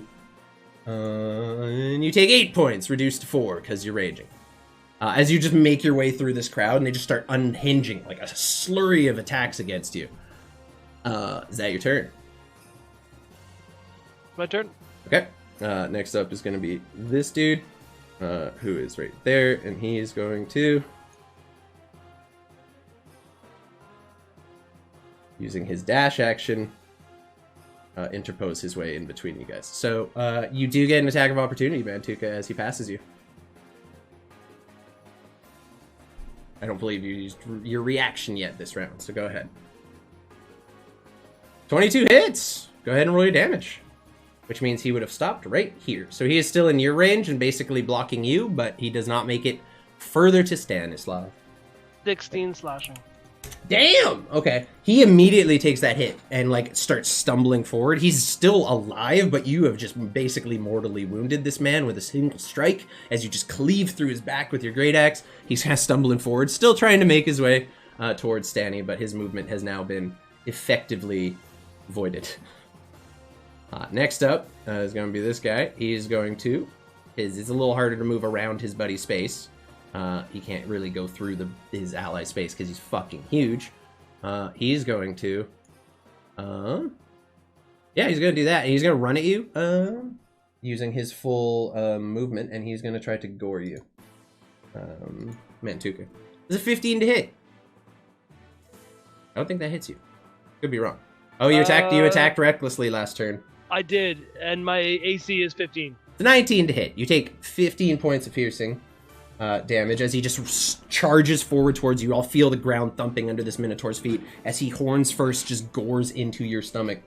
You take an additional 2d8. You take an additional 6 points, reduced to 3. As he just gores you and kind of throws you up into the air a little, and you kind of retract and land back on your feet. And you are just face to face with this massive, hulking Minotaur. As he retracts his horns, my body slumps lifelessly over his back as he sheds my body from his horns. Okay. Lifeless on the ground. So you are now in death saves. He just basically gores you and hucks you up into the air. You all watch as Mantuka basically flies like 5 feet off of this guy's horns and collapses into the sand, bleeding. Gregory, you watch that all go down. It's your turn. What are you doing? No. I go to the box. I immediately open up and just say, no. And you guys see the little... Good, where is he? He's over here. This guy, little clamshell, coming out of the box, looking just as sad, and starts singing a very sad song. And I'm going to cast Healing Word at level 2.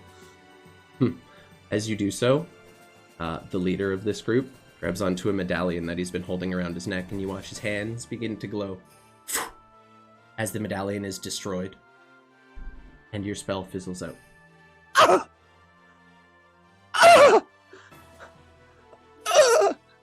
You just see both of me and the clamshell just immediately stop and just... Good try. I told you had one choice. Surrender or die in the sand. I choose option C. Run away and deal with this later.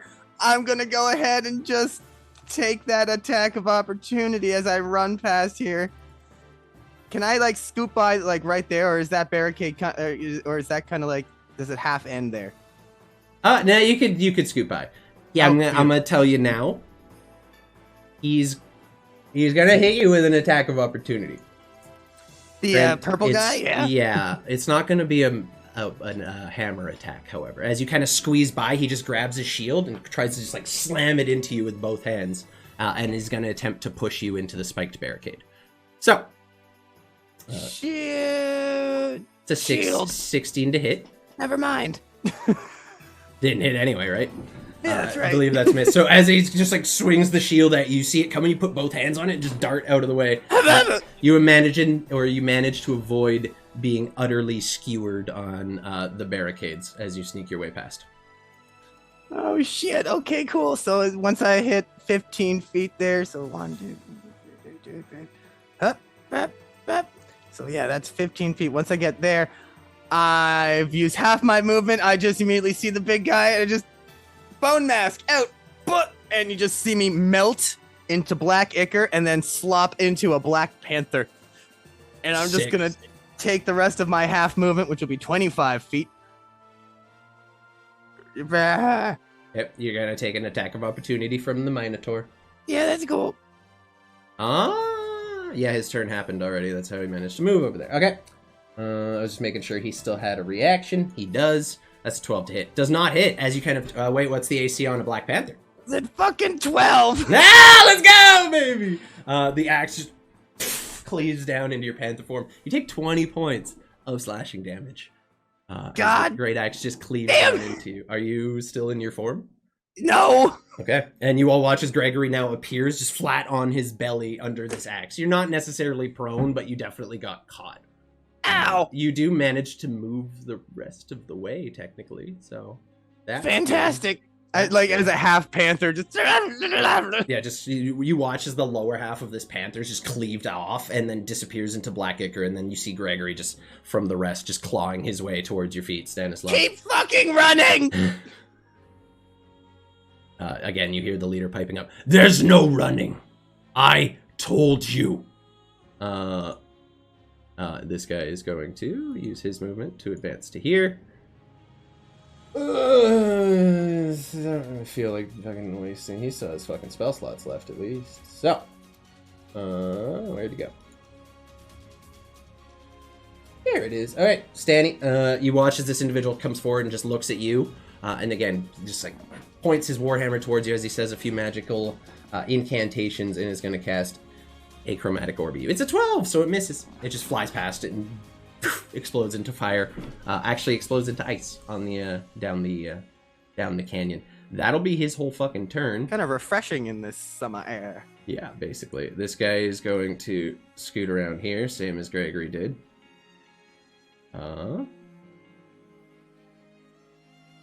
He's going to interpose himself between Stanislav and Gregory to stop you from getting to him using the last of his movement. And just look down at you.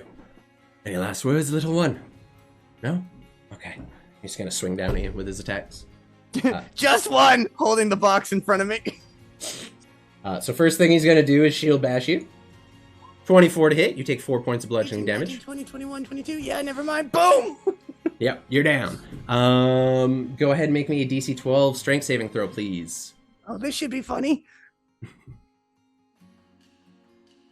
Oh shit, yeah! You succeed! You do not get pushed back as he slams the shield into you and puts his weight behind it. And then as you're like just celebrating your victory, you see a warhammer just come over the shield with like a horizontal strike towards your face. Did I take damage on the shield bash, sorry? 4, yeah. 4 points of bludgeoning. And then a 9 on the warhammer. So he just misses. He swings and entirely misses your head as he just swings like high and you manage to duck underneath it. Fuck. So Mantuka's down. This is good. Where'd my leader go? Oh, he's so far back in the initiative order. That sucks. Okay, that'll be his turn. Next up we have Minotaur, who's like can't really blocked by the other one. Yeah, like I'd say allies can move through allies' spaces for the most part, but these are two massive Minotaurs kind of sandwiched. But like that is 5 feet, and I let Gregory squeeze by there, so maybe I'll say reduce movement to keep it fair. I don't know. Move, you big oaf. Basically. Yeah, so at half movement, because he gets 40 feet reduced, he can basically make it to here. And that's it. Three Stooges, but with Minotaurs. Basically. Yeah, he's gonna swing at Gregory. It's the only person in range. I'm sorry, dude. Damn. 15. I don't believe that hits you. So you feel like comes stomping up behind you, and you just hear like something slicing through the air, making its way towards you, and you just duck and put your hands over you. You feel this massive great axe just come soaring over your head. That'll be it for his turn. Next up, the archers, who are now realize the wizard probably doesn't have a whole lot of ways of escaping. This individual standing is just going to fire all 2 of his shots at you. That's a 20 to hit. Nope. And a natural 20. Baby. You love to see it. You love to see it. So D8 plus 3 is 11. Plus what I rolled is 6. So 17. You take 17 points piercing damage. As the arrow just into your lower torso, kind of around the kidney area. And that, I mean, that'll be it for... Wait, did he use his action surge? I don't think he did. I know 2 people used their action surge. It was blue and green, was it not? One sec. I know one of them has an action surge left. I'm just making sure it is this guy. Yeah, he just... Okay, we're good. He's going to take another 2 longbow attacks against you. That's a 12 and a 26. 26 hits you. You take 7 points piercing damage as yet another arrow just over the Minotaur and into your torso. They're just using you guys as fucking pin cushions at this point. And even as this is all happening, the leader is just... He's constantly piping over this. Half mocking you guys, half judging. And he's just saying, I told you, lay down your arms and you can live. You live life in chains, but it's better than nothing. Your choice. And then Sed, you're up.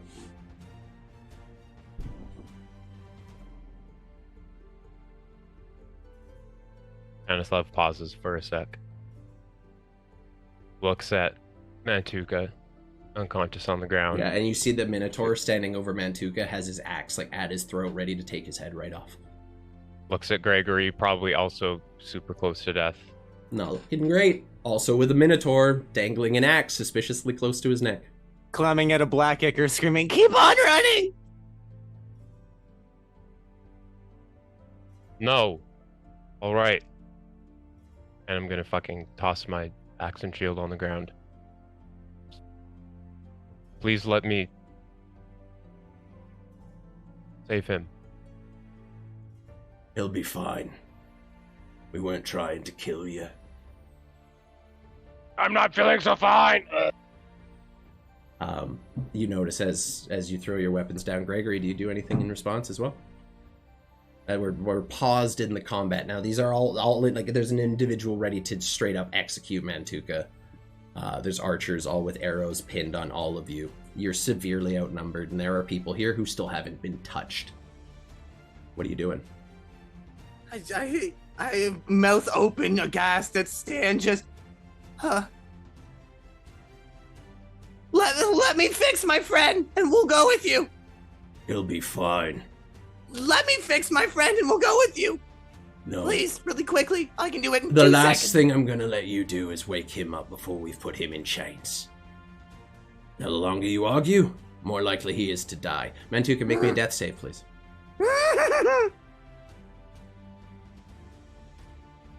As he's doing that.